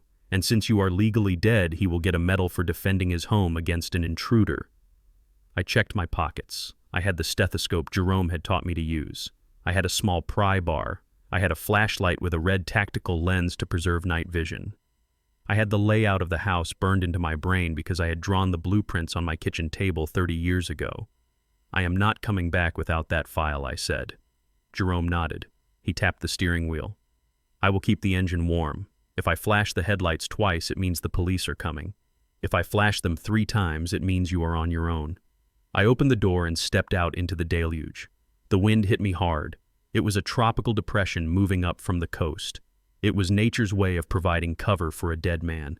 I moved through the tree line at the edge of the property. My boots sank into the mud. I knew every root and every dip in this yard. I had planted these oak trees when Kendra was a baby. Now they were giants providing shadows for me to hide in. I reached the back of the house. The patio was slick with rain. I approached the service door that led into the mudroom. It was the entrance I used when I came home from work covered in sawdust and drywall. Hunter had installed a keypad lock on it a year ago. He boasted about it at Thanksgiving dinner. He said it was military-grade encryption. I looked at the keypad. The numbers were glowing a soft blue. Hunter was arrogant. He thought technology was a substitute for intelligence. He had changed the user codes for Kendra and me, but he had never reset the installer code. He did not even know what an installer code was. I typed in 1985. The year I broke ground on this house. The lock clicked. The deadbolt slid back with a mechanical hum. I stepped inside. The air in the house was cool and dry. It smelled of lemon polish and expensive leather. It did not smell like my home anymore. It smelled like a showroom. I closed the door softly behind me. I stood still and listened. The house groaned under the assault of the wind. Thunder rattled the window panes. Upstairs I could hear the faint sound of a television. Hunter was watching the news. He was probably waiting for another report on the charred remains of my truck. I moved through the kitchen. My boots were wet, but I stepped carefully. I avoided the third tile from the refrigerator. I knew the subfloor underneath it had a slight gap. It squeaked if you put weight on it. I had meant to fix it for 20 years. Now that loose board was saving my life. I reached the hallway. The study was on the left. It was my old office. Hunter had turned it into his trading floor. He had thrown out my drafting table and replaced it with a glass desk and 4 monitors. I pushed the door open. It swung silently. I had oiled the hinges myself 6 months ago. I stepped into the room. The streetlights outside cast long dancing shadows through the blinds. I walked to the corner of the room where the Persian rug lay. I rolled the rug back. Beneath it was the hardwood floor. I knelt down. I found the loose panel in the parquet flooring. I used the pry bar to lift it. Beneath the wood was the steel face of the floor safe. I had installed this safe in '95 to hold cash for contractors and deeds. It was a Sargent and Greenleaf mechanical dial lock. Old school, heavy, reliable. Hunter had changed the combination. Kendra had told me the old one, but he had reset it after he stole the money. He thought that made him secure. He did not know that a mechanical lock has a heartbeat if you know how to listen. I pulled the stethoscope from my pocket. I put the earpieces in. The world narrowed down to the sound of my own breathing and the steel beneath my fingers. I placed the diaphragm of the stethoscope against the safe door next to the dial. I turned the dial slowly to the left. The sound of the internal wheels turning was amplified in my ears. It sounded like grinding stones. Thunder cracked directly overhead. The house shook. I paused. I waited for the rumble to fade. I started turning again. I felt for the contact points. When the wheel inside the lock hits a gate, it makes a distinct click. It is a sound you feel more than you hear. Click. First number found. I reversed direction. I spun the dial to the right. I concentrated. Sweat ran down my forehead and stung my eyes. I could not wipe it away. Click. Second number. I spun left again. My hand was cramping. I was an old man kneeling on a hard floor in the dark trying to crack a safe I bought before the internet existed. Click. Third number. I held my breath. I turned the handle. It resisted. Then it gave. The heavy steel bolts retracted with a solid thunk. I pulled the heavy door open. I grabbed my flashlight and shined the red beam into the hole. It was mostly empty. The cash bricks were gone because I had them. The watches were gone because Kendra had pawned them. But in the back, sitting on a velvet tray, was a thick manila envelope. I pulled it out. I opened the clasp. I shone the red light on the documents. State Farm Life Insurance. Policy for Walter Banks. Beneficiary Hunter Stevenson. I flipped to the signature page. There it was. My name, signed in blue ink. But the loop on the W was wrong. The slant was too aggressive. It was a forgery. A good one, but a forgery. I had it. The physical proof of his fraud. The motive for murder. I shoved the envelope inside my tactical vest. I was about to close the safe when I heard it. Footsteps. They were coming from the ceiling directly above me. Heavy steps. Pacing. Then the sound of a door opening upstairs. The footsteps moved to the stairs. They were coming down. Panic surged in my chest. I looked at the safe door. It was open. The rug was rolled back. I could not fix it in time. I scanned the room. The glass desk offered no cover. The monitors were too high. There was nowhere to hide. The footsteps hit the landing. He was in the hallway. I looked at the closet in the corner. It was a cedar-lined closet I had built for Clara's winter coats. Hunter used it to store his golf clubs and humidors. I scrambled across the floor. I moved on my hands and knees. I reached the closet door. I opened it. I slipped inside among the golf bags and coats. I pulled the door shut just as the study door swung open. I left a crack, a tiny sliver of space so I could see. Hunter walked into the room. He was wearing silk pajama pants and a t-shirt. He was holding a glass of amber liquid. He looked disheveled. His hair was messy. He looked like a man who was celebrating but was too terrified to enjoy it. He did not turn on the light. He walked to the window and looked out at the storm. Lightning flashed and illuminated his face. He was smiling. It was a sick, twisted smile. He took a sip of his drink. He turned away from the window. He looked toward the desk. He stopped. He looked down at the floor. He saw the rug rolled back. He saw the open safe. He dropped the glass. It shattered on the hardwood. Whiskey splashed everywhere. "No," he whispered. He ran to the safe. He fell to his knees. He reached inside. He felt around frantically. "Where is it?" he screamed. His voice was high and thin. "Where is the policy?" He stood up. He spun around. He looked wild. He pulled a handgun from the waistband of his pajamas. A chrome pistol. He pointed it at the shadows. "Who is there?" he shouted. "Show yourself." I stopped breathing. I stood perfectly still among the coats. The smell of cedar was overwhelming. It smelled like Clara. I closed my eyes and prayed. Hunter was panting. He was aiming the gun at the empty corners of the room. "Kendra," he yelled. "Kendra, did you take it?" He ran out of the room. I heard him sprinting up the stairs. I heard him kick open a door. I heard Kendra scream. "You stole it," he roared. "Where is it? Where is the policy?" "I did not take anything," Kendra cried. Her voice was muffled. "I have been locked in here all day," liar, Hunter screamed. There was a sound of a slap, a heavy, meaty sound. Then a thud as if someone had been thrown against a wall. I gripped the door handle of the closet. The rage was back. It was blinding me. I wanted to run up those stairs and tear him apart. But Jerome's voice was in my head. "We measure twice. We cut once. If I went up there now, I would die." He had a gun. He was panicked. He would shoot anything that moved. And then he would kill Kendra to cover it up. I had the file. I had the nail in his coffin. I had to get it to Strickland. I had to get it to the FBI. I heard Hunter's phone ring upstairs. The shouting stopped. "Hello," Hunter said. His voice was shaking. I listened. I could hear his end of the conversation clearly through the ceiling vents. "Yes. Yes, I saw the news. He is dead." Pause. "No. I do not have the money yet. The adjuster is coming tomorrow. I need a few days." Pause. "Please. Please, Dimitri. I swear, he is dead. The policy is valid. I just need time for the check to clear." "Dimitri. The Russian. I do not have the cash." Hunter pleaded. "I told you. It was stolen. The old man took it before he died. It burned up in the truck. It is gone. He was lying to the mob. He was telling them the cash burned. He was digging his hole deeper." Hunter listened for a long time. Then he whimpered. "No, don't hurt her. Please. I will get it. I will pay you double. Just give me a week." He hung up. I heard him throw the phone against the wall. He came back out into the hallway. He was pacing back and forth above my head. "I am dead," he muttered. "I am dead. I am dead. I am dead." He was unraveling. The pressure was crushing him. I waited. 10 minutes passed. 20. Finally, the pacing stopped.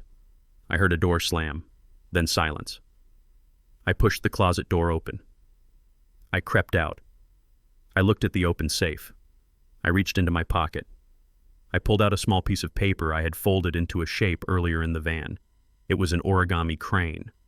When Kendra was little, I used to make them for her out of construction paper scraps. It was our secret sign. It meant I was watching. It meant she was safe.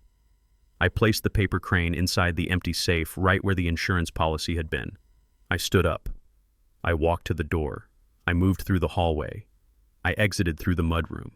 I stepped back out into the storm. The rain washed the sweat from my face. I ran to the tree line. I signaled Jerome with my flashlight. One long flash. The van engine revved. I climbed into the passenger seat. I was soaking wet. I was shaking. Jerome looked at me. "Did you get it?" I pulled the envelope from my vest. I tossed it on the dashboard. "Got it," I said. "And he knows it is gone."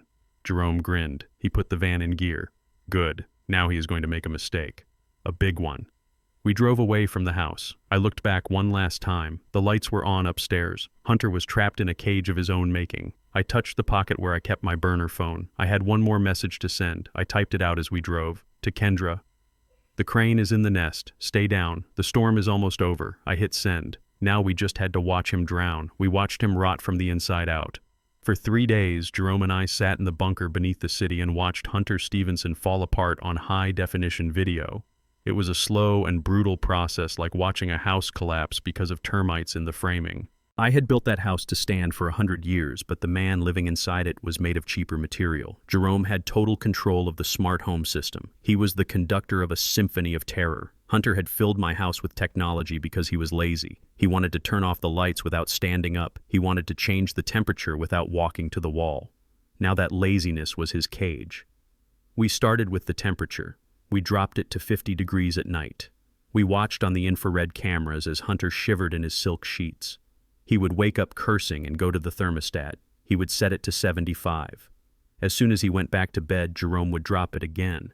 It was a small thing, a petty thing, but it denied him sleep. It made him doubt his environment. Then we started with the sounds. I told Jerome exactly what to play. I did not want spooky noises. I did not want ghosts. I wanted him to hear the man he thought he had murdered. I wanted him to hear the work he was too soft to do. At 2 a.m, the sound of a hammer striking a nail echoed through the master bedroom speakers. Bang, bang, bang. It was rhythmic, steady, the sound of a carpenter framing a wall. It was the sound of my life. Hunter shot up in bed. He grabbed the chrome pistol from the nightstand. He pointed it at the ceiling. "Who is there?" he screamed. His voice was cracked and dry. Silence. He waited. His chest heaved. He lowered the gun. He lay back down. Zzzzt. The sound of a handsaw cutting through dry pine. It came from the hallway speakers this time. It sounded like someone was cutting through the floorboards right outside his door. Hunter scrambled out of bed. He ran into the hallway. He turned on the lights. There was nothing there. Just the empty corridor and the family photos he had taken down and replaced with mirrors. He ran from room to room. He checked the closets. He checked the showers. He looked wild. His hair was standing up. His eyes were red-rimmed and frantic. He was drinking heavily now. The bottle of whiskey was his constant companion. He carried it like a shield. "Show yourself!" he yelled at the empty air. "I know you are here. I know you are in the walls." He was right. I was in the walls. I was the wire and the insulation and the studs. I was the ghost in the machine. On the second day, he started tearing things apart. He took a golf club and smashed the smart speaker in the kitchen. He thought that would stop the noises. He did not know the sound system was integrated into the ceiling. He ripped open the drywall in the hallway. He was looking for hidden speakers or maybe hidden people. He destroyed the smooth finish I had spent days sanding. Dust covered his suit. He looked like a madman digging for gold in a landfill.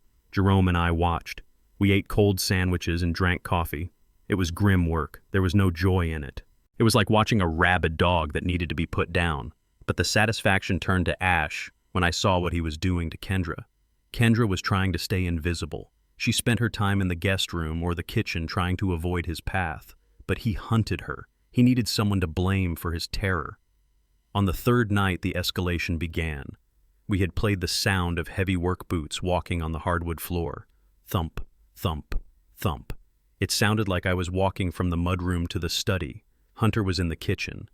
He had just finished a glass of scotch. He heard the steps. He froze. He looked at Kendra, who was washing dishes. "Did you hear that?" he hissed. Hear what Kendra asked. Her voice was small. She was terrified of him. The boots, the walking. "He is here. Your father is here." Kendra turned off the water. "Hunter, my father is dead.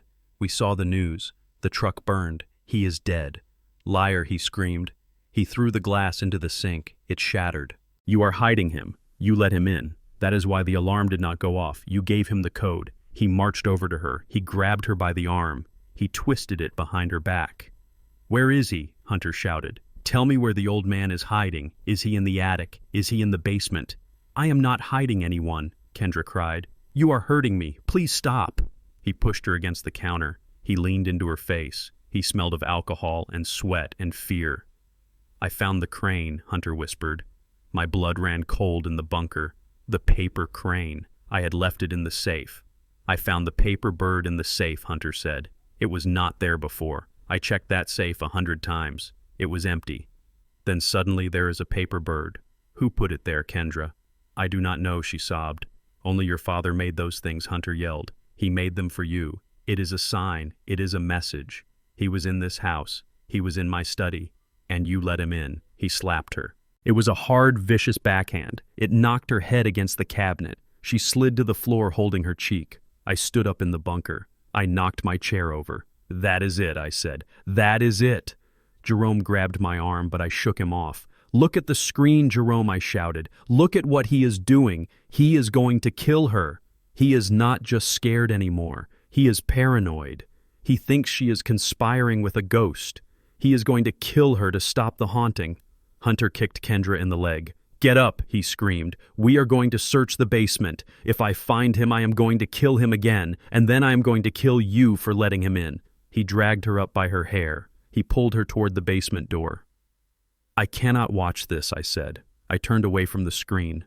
My hands were shaking, not with fear, but with the need for violence. I needed to wrap my hands around his throat. Jerome typed furiously on the keyboard. He triggered the fire alarm. The sirens in the house erupted, a piercing wail that drowned out Hunter's screaming. The strobe lights in the hallway began to flash. Hunter let go of Kendra. He covered his ears. He looked around in panic. He thought the house was attacking him. Run, Kendra, I whispered to the screen. Run! Kendra scrambled away. She ran into the pantry and locked the door. It was a solid door. I had reinforced it years ago because we stored expensive wine in there. It would hold for a while. Jerome killed the alarm. The silence rushed back into the house. Hunter stood in the hallway panting. He looked at the pantry door. He banged on it once. You stay in there, he yelled. You starve in there. I am going to find him. And when I do, I am coming back for you. He walked away toward the study. He needed his gun. He needed another drink. I looked at Jerome. The plan has changed, I said. Jerome nodded. He looked tired. His face was gray in the monitor light. He is decompensating faster than I thought, Jerome said. He is not just breaking down. He is becoming homicidal. The psychological warfare worked too well. We broke his mind, but we left his body dangerous. We cannot wait for the court, I said. We cannot wait for the lawsuit. We cannot wait for the bank to freeze his assets. By the time the law catches up to him, my daughter will be dead. What do you want to do? Jerome asked. The gala, I said. The charity gala was scheduled for tomorrow night. Hunter was hosting it at the house. He had invited half the town. He was going to play the grieving son-in-law raising money for a memorial fund for me. It was his last desperate attempt to get cash from investors before he fled the country. It is tomorrow night, Jerome said. That is too soon. We do not have the FBI ready. We do not have the warrant finalized. Screw the warrant, I said. I leaned over the table. I looked Jerome in the eye. He is going to be surrounded by people tomorrow. He is going to be on a stage. He is going to be putting on a show. He will be distracted. He will be pretending to be a good man. That is when we hit him, I said. If we go in there without the police, it is trespassing. Jerome warned. It is assault. If he shoots you, he might get away with it. He won't shoot me, I said, because he thinks I am a ghost. And you cannot shoot a ghost. I pointed at the screen where Hunter was pacing in the study with his gun. He is terrified of the dead Jerome, so I am going to give him the dead. I want you to hack the projection system, I said. He rented a massive screen for the backyard. He is going to show a slideshow of my life, pictures of me and Clara, pictures meant to make people cry and open their checkbooks. I can hack it, Jerome said. I can put whatever you want on that screen. Good, I said. Put the video on it. The video of him hitting Kendra. The video of him confessing to the insurance fraud on the phone. The audio of him planning my murder. We will play it for everyone, the investors, the neighbors, the sheriff. And then I asked Jerome. Then I walk in, I said. Jerome looked at me. He saw the resolve. He saw that there was no talking me out of it. You are going to walk into a house full of people and a man with a gun who thinks you are a demon coming for his soul, Jerome said. Yes, I said. Jerome smiled. It was a sharp, dangerous smile. I like it. It is theatrical. It is justice. He stood up. He went to the corner and picked up the shotgun. He racked the slide again. But you are not going alone, Walter. If we are crashing a party, we are going to need a security detail. He pulled out his phone. He dialed a number. Hey, Tiny. Yeah, it is Jerome. Get the boys. We have a job. No, not a paying job. A righteous job. We are going to the suburbs. Bring the zip ties. He hung up. We are going to save your daughter, Walter, Jerome said. And we are going to burn Hunter's world to the ground in front of everyone he ever tried to impress. I looked at the screen one last time. Kendra was safe in the pantry for now. Hunter was drinking himself into a stupor in the study. Hold on, K-Bird, I whispered. The cavalry is coming. I went to the corner of the bunker where my suitcase was. I opened it. I took out my best Sunday suit. It was wrinkled from the travel, but it was clean. It was the suit I wore to church. It was the suit I wore to funerals. I put it on. I tied the tie. I polished my work boots until they shone. I looked in the mirror. I did not look like a victim. I did not look like a homeless man.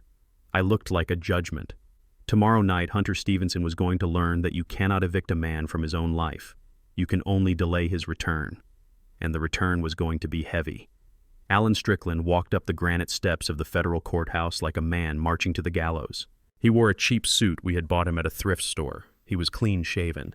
His hands still shook from the withdrawal, but his eyes were clear.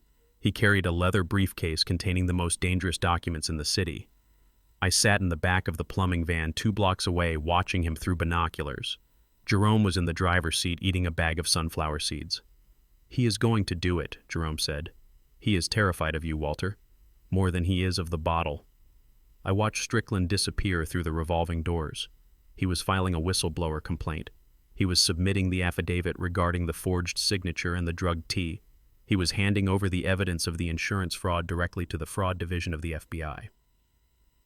20 minutes later, Strickland emerged. He looked lighter. He looked like a man who had just vomited up a poison that had been killing him for years. He walked to the corner. He did not go to the bar across the street. He got into a taxi and vanished. He did his part, I said. Now we wait for the system to work. The system worked faster than I expected. We drove back to the bunker. We turned on the monitors. We watched Hunter Stevenson's life disintegrate in real time. It started at 10 in the morning. Hunter was in his study trying to transfer funds from his operational account to an offshore shell company in the Caymans. He was preparing to run.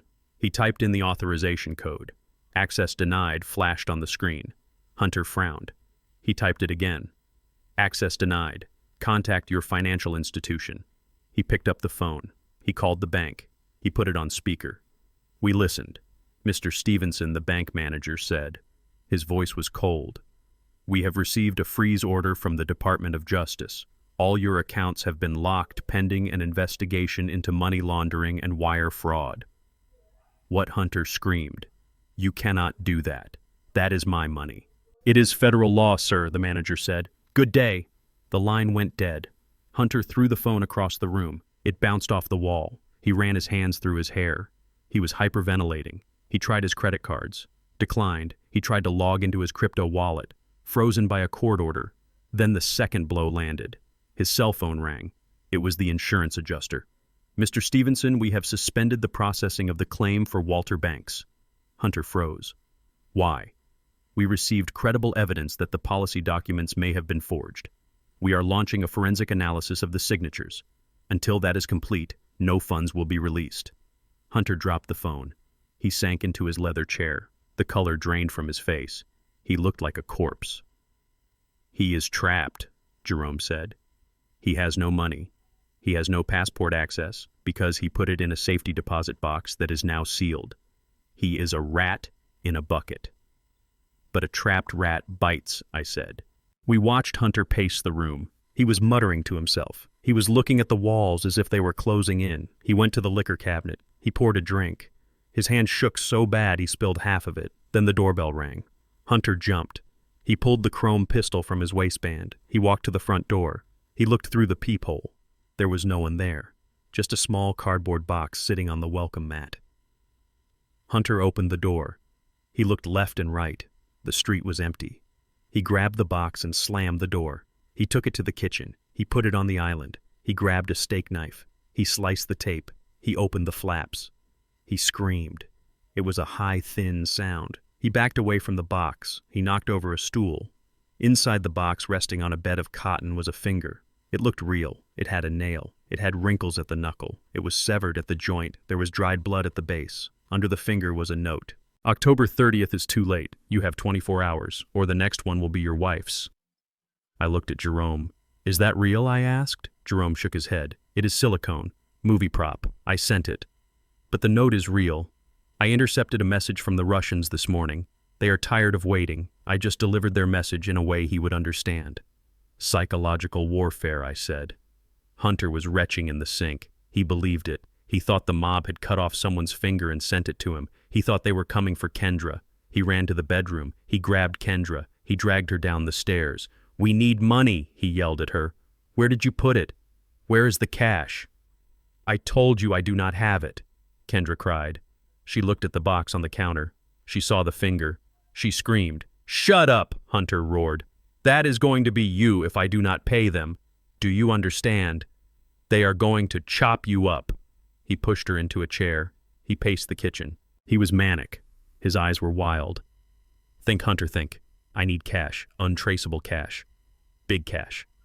He stopped. He looked at the calendar on the wall. He looked at the photo of me and Clara on the refrigerator. It was a photo he had forgotten to throw away. "The memorial fund," he whispered. He started laughing. It was a jagged, broken sound.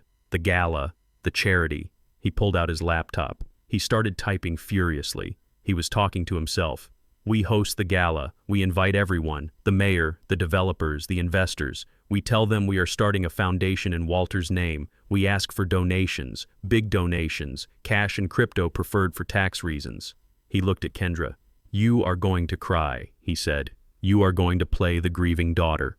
We are going to raise $1 million tomorrow night. And then we are going to disappear." He was insane. He thought he could pull off a public scam while the FBI was investigating him. He thought he could outsmart the mob and the law in one night. "He is desperate," Jerome said. "He is not thinking straight. He is reacting." "It is perfect," I said. "It is a stage," Jerome agreed. "He is building the stage for his own execution." Hunter spent the rest of the day making calls. He called catering companies. He called rental companies for tents and chairs. He used a credit card he had stolen from Kendra's purse, one she had hidden for emergencies. It still worked. He called the local news station. He told them he was making a major announcement about my legacy. He invited the elite of Atlanta. He promised champagne and caviar. He dragged Kendra to the closet. He picked out a black dress for her. "You wear this," he ordered. "You look sad. You look grateful. If you try to signal anyone, if you try to run, I will let the Russians have you." I watched my daughter nod. Her eyes were dead. She had given up hope. She did not know the crane was in the safe. She did not know I was watching. "Tonight is the night," I said to Jerome. Jerome nodded. He was cleaning his shotgun again. "We have the evidence. We have the confession on tape. We have the fraud. But we need to make sure he does not leave that house with her." I stood up. I walked to the corner of the bunker where my suit hung. I brushed a speck of dust from the lapel. "He is throwing a party for me," I said. "It would be rude not to attend." Jerome laughed. He stood up and stretched. "I called Tiny," he said. "The boys are ready. They are going to secure the perimeter. No one leaves until we say so." "What about the Russians?" I asked. "They will be there too," Jerome said. "They watch him like hawks. When they see a party, they will think he has money. They will come to collect." "Good," I said. "Let them come. Let everyone come." I looked at the screen one last time. Hunter was practicing his speech in the mirror. He was wiping fake tears from his eyes. He was rehearsing his lies.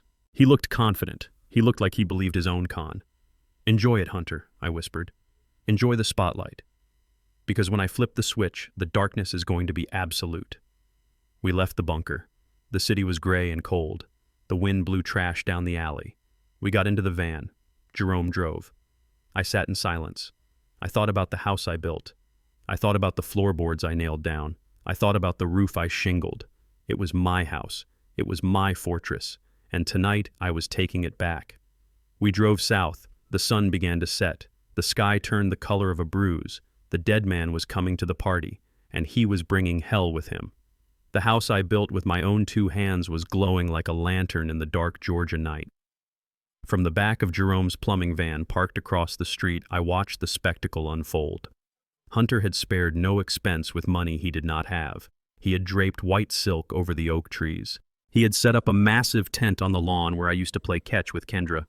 Waiters in white tuxedo jackets moved through the crowd carrying silver trays of champagne and hors d'oeuvres. It was grotesque. It was a funeral wake disguised as a cocktail party. Expensive cars lined the street. Mercedes, BMWs, even a few Bentleys. The elite of Atlanta had come out to see the tragedy. They loved a good tragedy, especially when it came with an open bar. They stood in clusters, laughing and drinking while a string quartet played somber music near the rose bushes. I adjusted the cuffs of my suit. It felt tight across the shoulders. I had not worn it since Clara's funeral. "Look at him," Jerome whispered. He pointed to the monitor inside the van. We had tapped into the event's camera feed. Hunter had hired a professional videographer to record the night. He wanted to document his benevolence. He wanted proof of his grief. On the screen, Hunter stood at the entrance greeting guests. He looked impeccable in a black Italian suit. He held a handkerchief in one hand and dabbed at dry eyes. He shook hands. He accepted condolences. He nodded solemnly when people whispered in his ear. "He is good," Jerome admitted. "He is a natural-born sociopath." I looked for Kendra. I found her standing near the punch bowl. She was wearing the black dress Hunter had forced her into. She looked thin. Her makeup was heavy, covering the bruise on her cheek, but I could see the swelling underneath. She stood rigid like a statue. She did not speak. She stared at the floor. Every time a guest approached her, she flinched. Hunter kept a hand on the small of her back. To the guests, it looked like support. To me, it looked like a threat. He was steering her, controlling her, squeezing her to keep her in line. The guests moved toward the backyard. The main event was about to start. Hunter had rented a massive LED screen. It was set up behind a podium on the patio. A picture of me and Clara was frozen on the screen. It was from our 40th anniversary. We looked happy. It made my stomach turn to see him use that memory as a prop for his con. Jerome typed on his keyboard. "I am in the projection system," he said. "I have bypassed the firewall. The audio feed is live. We are ready when you are." "Not yet," I said. "Let him talk. Let him dig the hole deep." The music faded. Hunter walked up to the podium. The spotlight hit him. He looked humble. He looked broken. He tapped the microphone. "Thank you," he said. His voice trembled perfectly. "Thank you all for coming tonight." The crowd quieted. They turned their faces toward him. "We are here to honor a great man," Hunter continued. "Walter Banks was more than a father-in-law to me. He was a mentor, a friend, a second father." I clenched my fists.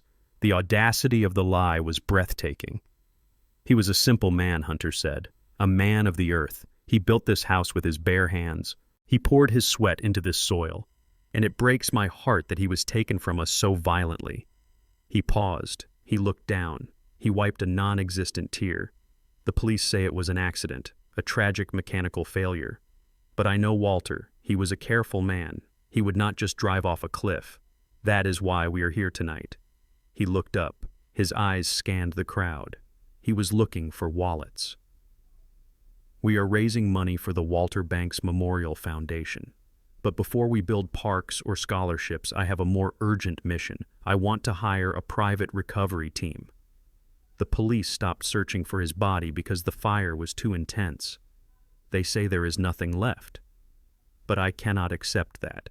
He gestured to Kendra. She did not move. He glared at her. She stepped forward reluctantly. "My wife needs closure," Hunter said. "We need to find him. We need to bring him home. But deep water recovery is expensive. That is why I am asking for your help, not for me but for Walter, but for..." He was asking them to pay to find a body he thought was already ash. He was raising money to find a ghost. "Donations can be made in cash or via the crypto terminals we have set up at the bar," Hunter said, smooth as silk. "Every dollar helps bring peace to this family. I saw people reaching for their checkbooks. I saw men pulling out thick envelopes of cash. They were buying it. They were eating it up." "Look at the back," Jerome said. I looked at the monitor showing the rear of the crowd. 3 men were standing near the catering tent. They were not wearing tuxedos. They were wearing leather jackets. They looked bored. One of them had a star tattoo on his neck. "The Russians," I said. "They are here to collect," Jerome said. "They are watching him count the money in his head. If he does not pay them tonight, they are going to take him apart in the kitchen." "It is time," I said. Hunter was winding up for his big finish. "Walter always said that family is the most important thing," Hunter said. "He would do anything for us. And I would do anything for him. If I could trade places with him, I would." He raised his glass of champagne. "To Walter Banks," he said, "may he rest in peace. To Walter Banks, the crowd echoed. Now Jerome, I said. Jerome hit the enter key. The lights in the backyard died. The spotlights cut out. The string lights in the trees went dark. The only light came from the moon and the glow of the massive LED screen. The crowd gasped. There was a murmur of confusion. Power outage, someone whispered. Hunter tapped the microphone. Is this part of the show? He joked nervously. Can we get some lights, please? Then the screen flickered. The picture of me and Clara vanished. Static filled the screen. A loud screech of audio feedback tore through the speakers. People covered their ears. Then the video started. It was not a professional tribute. It was grainy black and white footage from a night vision camera. The camera I had hidden in the study. The image resolved. It showed Hunter Stevenson. He was pacing in his study holding a gun. He looked deranged. He was screaming at the ceiling. The audio boomed across the yard, loud and clear. I am dead, he muttered on the screen. I am dead. I am dead. I am dead. The crowd went silent. They watched the man on the screen unravel. Hunter on the stage froze. He looked back at the screen. His mouth dropped open. What is this? He shouted. Turn it off. Technical difficulties. Turn it off. But the video cut to a new clip. It was the footage from the kitchen. Hunter grabbing Kendra by the hair. Hunter slamming her head against the cabinet. Where is he? Hunter screamed on the video. Tell me where the old man is hiding. The guests gasped. A woman in the front row screamed. The video cut again. It showed Hunter on the phone. The call to the insurance company. Yes, he is dead, Hunter said on the screen. $2 million, accidental death, double indemnity. The crowd began to back away from the stage. They looked at Hunter like he was radioactive. The video cut to the final clip. The one from the living room right after he saw the news of my death. He is dead, the video, Hunter shouted. He jumped on the sofa. The old bastard is dead. It is over, Kendra. The money is ours. Then the camera zoomed in on his face as he drank from the bottle. That old man deserved to die, Hunter said to the room. I need that insurance money. He was just a walking ATM. I am glad he burned. The video froze on his smiling face. Silence. Absolute heavy silence descended on the yard. The only sound was the wind in the silk drapes. Hunter stood on the stage. He was shaking. He looked small. He looked naked. It is a lie, he screamed. His voice cracked. It is a deep fake. It is AI. Someone is trying to frame me. That is not me. He pointed at Kendra. She did this. She is crazy. She made this up. Kendra did not look at him. She looked at the screen. She stood tall for the first time in years. It is not a fake, she said. Her voice was quiet, but in the silence, everyone heard it. Hunter lunged at her. You bitch, he snarled. He raised his hand to strike her right there on the stage in front of 200 witnesses. The crowd surged forward, but they were too slow. But before his hand could connect, a sound echoed from the driveway. A heavy mechanical thud. Then the sound of boots on pavement. I stepped out of the van. Jerome stepped out behind me, holding the shotgun. Tiny and his crew stepped out of the shadows. 6 massive men with zip ties on their belts. I walked up the driveway. I walked past the shocked valet drivers. I walked through the gate. The crowd parted for me. They saw an old man in a suit walking with the purpose of a hurricane. They saw the man from the screen. Hunter turned around. He saw me. He stopped breathing. His face went white. White as the silk drapes. His eyes bulged. He backed away until he hit the podium. He looked at the screen where my face was frozen. He looked at me, walking toward him. No, he whispered. No. You are dead. I saw the truck. I kept walking. I did not run. I marched. I walked up the stairs to the stage. I stood in front of him. The spotlight flickered back on, illuminating the two of us. Hunter Stevenson, I said. My voice boomed without the microphone. He trembled. He wet himself. A dark stain spread across the front of his Italian trousers. You are a ghost, he gibbered. You are a ghost. I reached out. I grabbed his tie. I pulled him close. I smelled his fear. It smelled like champagne and urine. I am not a ghost, I said. I am the landlord, and your lease is up. Hunter tried to pull away. He reached for his waistband. He was looking for the gun he usually carried, but he had left it inside because he didn't want to print through his suit. He realized he was unarmed. He realized he was surrounded. He looked at the crowd. "Help me!" he screamed. "He is crazy. He is trying to kill me." No one moved. The Russians in the back watched with amusement. They knew the show was just getting started. I shoved him backward. He tripped over the microphone stand. He fell hard on the stage. I looked at the crowd. "My name is Walter Banks," I said. "I built this house. I built this life. And this man tried to steal it. He tried to kill me for a check. He beat my daughter. He lied to every one of you." I pointed at the screen. "That is the real Hunter Stevenson. A thief, a liar, a coward." Hunter scrambled to his feet. He looked for an exit, but Tiny and his boys blocked the gate. Jerome stood by the back door. There was nowhere to go. Hunter looked at Kendra. He saw her staring at him with cold, dead eyes. "Kendra, baby," he pleaded. Tell them I love you. Tell them it is a mistake." Kendra walked over to the side of the stage. There was a black trash bag sitting there. It was a prop she had prepared. It was identical to the one she had thrown at me. She picked it up. She walked to Hunter. He reached out his hands, thinking she was bringing him something to help, thinking maybe the money was in there. "Take your trash," Kendra said. She swung the bag. She hit him in the face with it. It split open. It was not money. It was not garbage. It was paper. Thousands of sheets of paper. Divorce papers. Restraining orders. Copies of the forged insurance policy.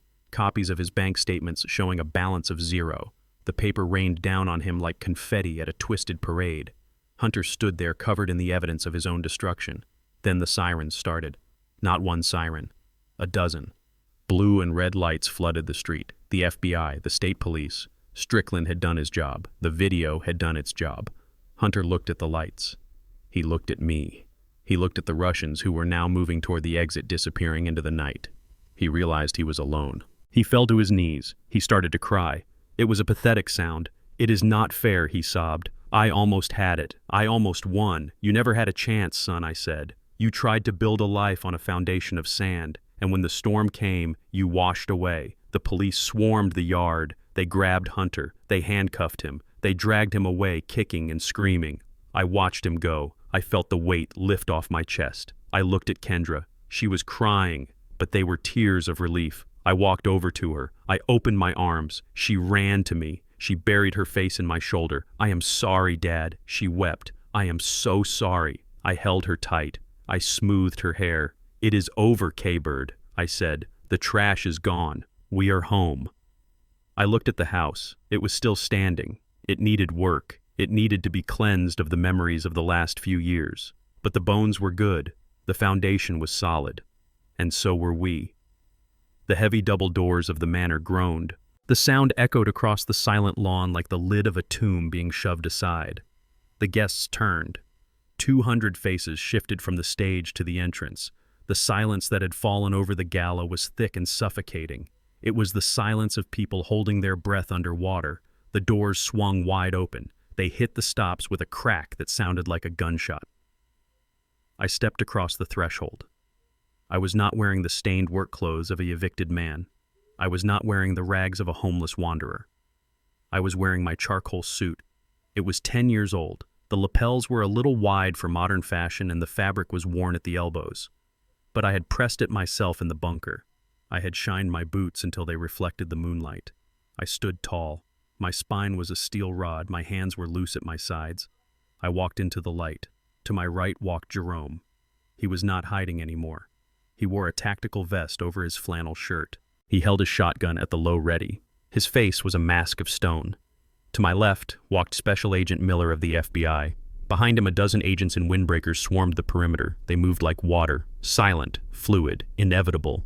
I looked at the crowd. These were the people who had watched me leave my home with a trash bag. These were the people who had whispered that I was a failure.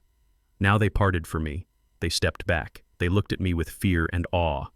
I was the man from the video. I was the man who had supposedly burned in a quarry. I did not look at them. I looked at the stage. Hunter Stevenson stood frozen behind the podium. The color had drained from his face, leaving him looking like wet chalk. His mouth hung open. His eyes were wide and unblinking. He gripped the edges of the podium so hard his knuckles were white. He was shaking. It started in his hands and traveled up his arms until his whole body vibrated. He saw the dead man walking. I marched down the center aisle. My boots clicked on the paving stones I had laid myself. Click, click, click. A steady rhythm of judgment. Hunter stumbled back. He knocked over his water glass. It shattered. He did not notice. He raised a trembling hand and pointed a finger at me. "No," he whispered. The microphone picked it up.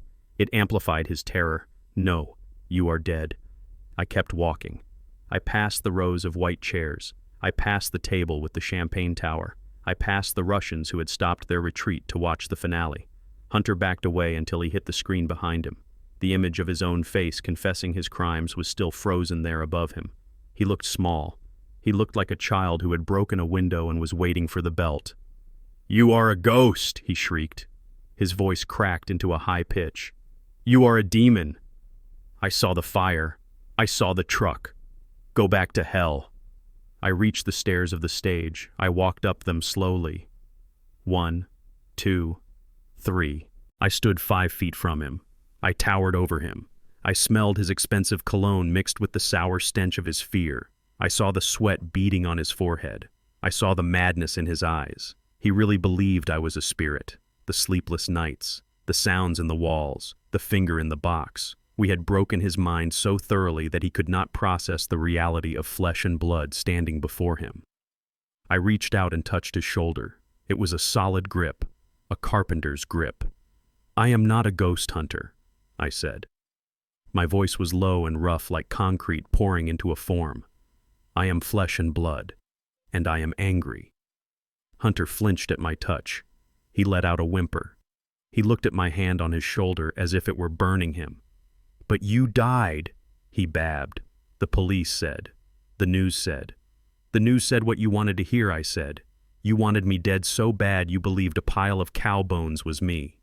You underestimated me, son. You thought you could throw me away like garbage. You forgot that I built this world you are standing in." I leaned in close. I wanted him to see the life in my eyes. "I am the landlord," I said. The words boomed across the yard. "And I am here to take out the trash." The crowd gasped. It was the line I had rehearsed in the dark. It was the truth. Hunter's eyes darted around. He saw the FBI agents blocking the exits. He saw Jerome standing at the bottom of the stairs with the shotgun. He saw the guests looking at him with disgust. The reality crashed into him. I was not a ghost. I was a witness. And I was alive. If I was alive, there was no insurance money. If there was no insurance money, there was no payoff for the Russians. If there was no payoff, he was a dead man walking. His brain snapped. The panic took over. He reached behind his back. He did not have his usual holster, but he had a backup. A small ankle piece tucked into his waistband at the small of his back. A compact pistol he kept for emergencies. He pulled it. "Gun!" someone screamed. The crowd dropped to the ground. Screams erupted. Chaos rippled through the yard. Hunter waved the gun. It was a small silver thing shaking in his grip. He pointed it at me. Then he pointed it at the crowd. Then he pointed it at the agents. "Stay back!" he screamed. "Stay back or I will kill him. I will kill all of you." Agent Miller raised his weapon. "Drop it, Stevenson. You have nowhere to go." "No," Hunter yelled. "I am not going to jail. I am not going to let you win." He grabbed me. He spun me around. He pressed the barrel of the gun against my temple. He used me as a shield. I felt the cold metal against my skin. I smelled his breath hot and frantic in my ear. "Move back," he screamed at Jerome. "Move back, or I will blow his head off. I mean it. I have nothing to lose." Jerome did not move. He kept the shotgun leveled. His eyes were locked on Hunter's face. He was waiting for a shot. But Hunter was using me well. He was smaller than me, hiding behind my bulk. I stood still. I was not afraid. I had faced death in Vietnam. I had faced death when he pushed my truck off the cliff. This was just another Tuesday. "You are making it worse, Hunter," I said calmly. "Put it down." "Shut up, old man," he hissed. "Shut up. This is your fault. You should have just died. Why didn't you just die?" He started to drag me backward. He was moving toward the French doors that led into the house. He wanted to get inside. He wanted a siege. "We are going inside," he yelled. "Anyone follows us and he dies." The FBI agents held their fire. They could not take the shot without hitting me. The standoff was tense. The air crackled with potential violence. Hunter dragged me past the podium. We were near the edge of the stage. I looked for Kendra. She had been standing near the side of the stage when I walked up. Now she was gone. I hoped she had run. I hoped she was safe. Hunter took another step back. He was hyperventilating. "I need a car," he shouted. "I need a car and a plane. Get me a plane." He was delusional. He was negotiating with gravity. We reached the edge of the curtain that draped the back of the stage. Hunter turned his head for a split second to check his path. That was when she moved. Kendra did not run. Jerome had not just unlocked the doors. He had unlocked her cage. He had sent her a message telling her exactly where to stand. She stepped out from behind the heavy velvet curtain. She was holding a large ceramic vase. It was a Ming replica, heavy, thick. It had been sitting on a pedestal as a decoration. She held it high above her head. Her face was not the face of a victim anymore. It was the face of her father's daughter. It was the face of justice. Hunter did not see her. He was too busy watching the FBI. He was too busy screaming demands. Kendra swung. She brought the vase down with every ounce of rage she had stored up for 3 years. Every slap, every insult, every threat. She put it all into that swing. Crack. The vase connected with the back of Hunter's skull. The sound was sickening. It was the sound of a melon hitting pavement. Porcelain shattered. Shards flew like shrapnel. Hunter's eyes rolled back in his head. The gun slipped from his fingers and clattered onto the wood of the stage. His knees turned to water. He collapsed. He fell forward. I stepped aside and let him hit the floor. He lay there face down. He groaned. Blood matted his hair. Kendra stood over him. She was breathing hard. Her chest heaved. She still held the neck of the broken vase in her hand. It was jagged and sharp. She looked at him. Then she looked at me. "I threw out the trash, Dad," she whispered. The FBI swarmed the stage. Agent Miller kicked the gun away.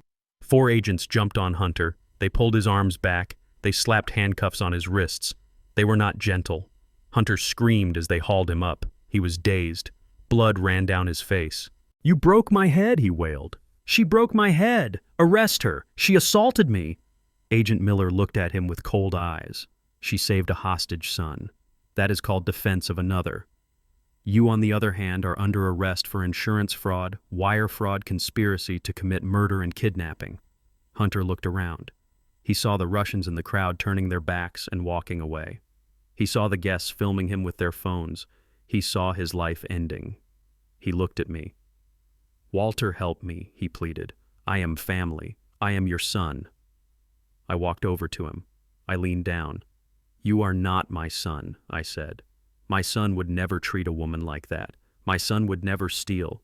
You are just a tenant who forgot to pay the rent." I turned my back on him. "Get him out of here," Agent Miller said. They dragged him away. He kicked and screamed. He sounded like a child having a tantrum. The sound faded as they shoved him into the back of a squad car. The silence returned to the yard. But it was a different silence. It was the silence of a storm that had passed. I looked at Kendra. She dropped the piece of the vase. Her hands were shaking. I walked to her. I wrapped my arms around her. She collapsed against me. She buried her face in my chest and sobbed. "I got you, K-Bird," I said. "I got you." Jerome walked up onto the stage. He rested the shotgun on his shoulder. He looked at the mess. He looked at the shattered vase. He looked at us. "Nice swing," he said to Kendra. "You got your dad's arms." Kendra laughed through her tears. It was a wet, broken sound, but it was real. The guests began to disperse. They spoke in hushed tones. They knew they had witnessed something biblical. They knew the story of Walter Banks would be told at dinner parties for a generation. I looked out at my yard. The white silk was torn. The chairs were overturned. The champagne was spilled. But the house was still there. The oak trees were still there. The foundation was solid. We had a lot of cleaning to do. There was paperwork. There were lawyers. There was the trial. But for the first time in a long time, I was not tired. I looked at Jerome. "You hungry?" I asked. Jerome smiled. "I could eat." "Let's go inside," I said. "I think there is some steak in the freezer, and I know where he keeps the good scotch." We walked into the house. We left the doors open to let the fresh air in. We walked over the spot where Hunter had fallen. We were taking it back, room by room, memory by memory. The dead man was home, and he was hungry. The flashing lights of the police cruisers painted the front lawn in strokes of red and blue. It looked like a war zone, but the only casualty was Hunter Stevenson's ego. I stood on the porch watching them drag him toward the squad car. He was not walking with dignity. He was dragging his feet. He was twisting his body trying to break the grip of the agents. He was screaming. She planned it, he howled. He pointed his chin toward Kendra because his hands were cuffed behind his back. It was her idea. She stole the money. She framed me. I am the victim here. Arrest her. Agent Miller did not even look at him. He shoved Hunter's head down to protect it from the doorframe and pushed him into the back seat. Hunter slammed against the plexiglass. He kept shouting, but the sound was muffled now. He looked like a fish in a tank, gasping for air that was not there.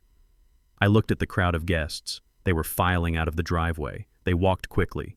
They avoided eye contact. They were the same people who had been drinking my champagne 10 minutes ago. Now they treated the property like it was infected. Good riddance. I did not want their charity. I wanted their backs turned. The Russians were gone. They had vanished the moment the sirens started. Hunter was safe from them in federal custody for now. But prison is a small place, and debts have a way of following you inside. He would spend the rest of his life looking over his shoulder in the shower. The last police car pulled away. The silence of the Georgia night rushed back in to fill the void. It was heavy with humidity and the smell of ozone from the storm. I turned to Kendra. She was still standing on the stage. She had dropped the broken neck of the vase. Her arms were wrapped around herself. She was shivering even though it was warm. I walked up the steps. My boots made a solid sound on the wood. I stopped in front of her. Kendra looked up at me. Her face was a map of the last 3 years. I saw the fear. I saw the exhaustion. But under that I saw the steel that I had helped forge. She dropped to her knees. It was a sudden collapse like a puppet whose strings had been cut. She put her hands on her face and started to sob. "I am so sorry, Dad," she cried. Her voice was muffled by her hands.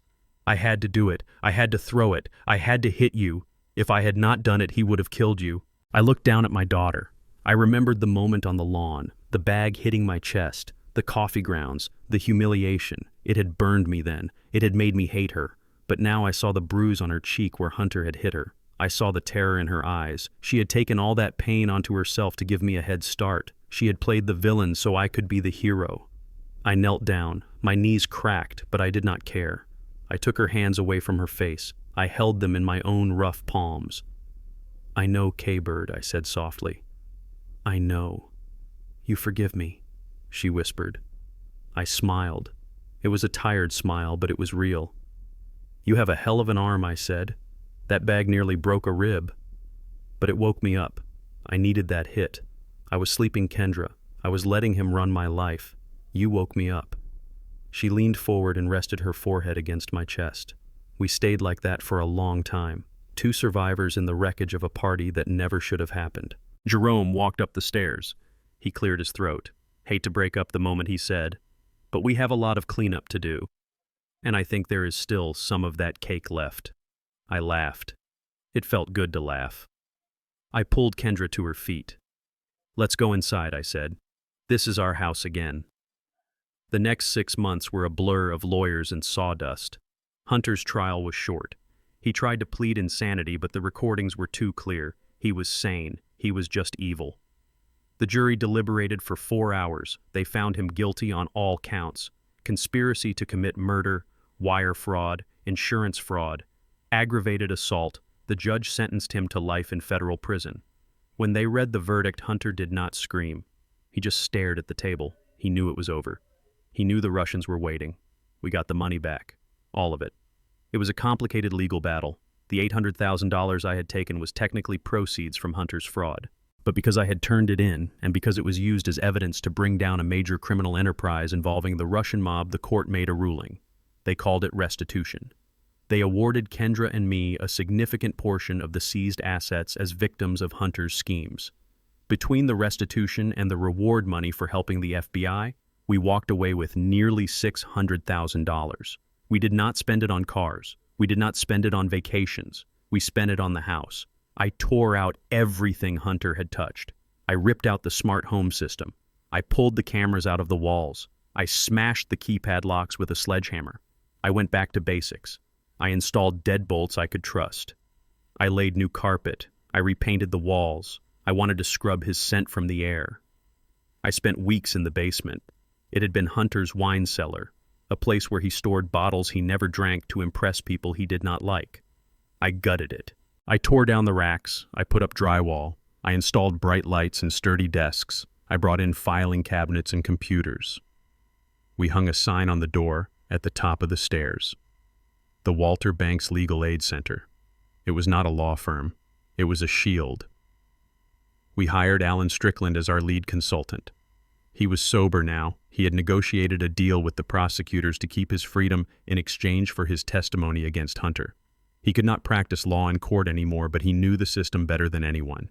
He worked the phones, he reviewed contracts, he helped old folks who were being scammed by contractors or family members. Kendra ran the office. She quit her teaching job. She said she wanted to teach a different kind of lesson now. She sat at the front desk and listened to the stories of people like me, people who had been thrown away, people who had been underestimated, and she fought for them. She fought with the same ferocity she had shown when she swung that vase. One Saturday afternoon in late October, I sat in my favorite armchair on the back porch. The air was crisp. The leaves on the oak trees were turning gold. I looked out at the yard. The grass had grown back where the tent had been. The scars of the gala were gone. Jerome was standing by the grill. He was wearing a novelty apron that said, "Kiss the cook." He was flipping ribs with a pair of tongs. The smoke smelled like hickory and molasses. Tiny and his crew were sitting at the picnic table playing dominoes. They were arguing loudly about a football game. They came over every weekend now. They were my security detail and my friends. Kendra walked out of the house carrying a pitcher of lemonade. She looked healthy. The bruises were gone. She had gained a little weight. She smiled when she saw me. "Food is almost ready, Dad," she said. I nodded. I took a deep breath. I looked at my hands. They were resting on the arms of the chair. They were still calloused. They were still strong. But they were not clenched in fists anymore. I thought about Hunter sitting in a cell. I thought about the trash bag on the lawn. I thought about the long drive to Chicago. It felt like a different life. It felt like a story someone else had lived. But then I looked at the new railing on the deck. I had built it last week. White oak. Sturdy. Built to last. It was real. I was here.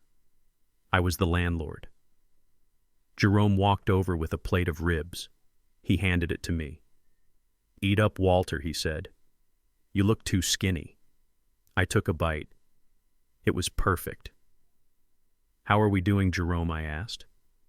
Jerome looked at the yard. He looked at Kendra pouring drinks. He looked at the house standing strong against the sky. "We are good, Walter," he said. "The perimeter is secure."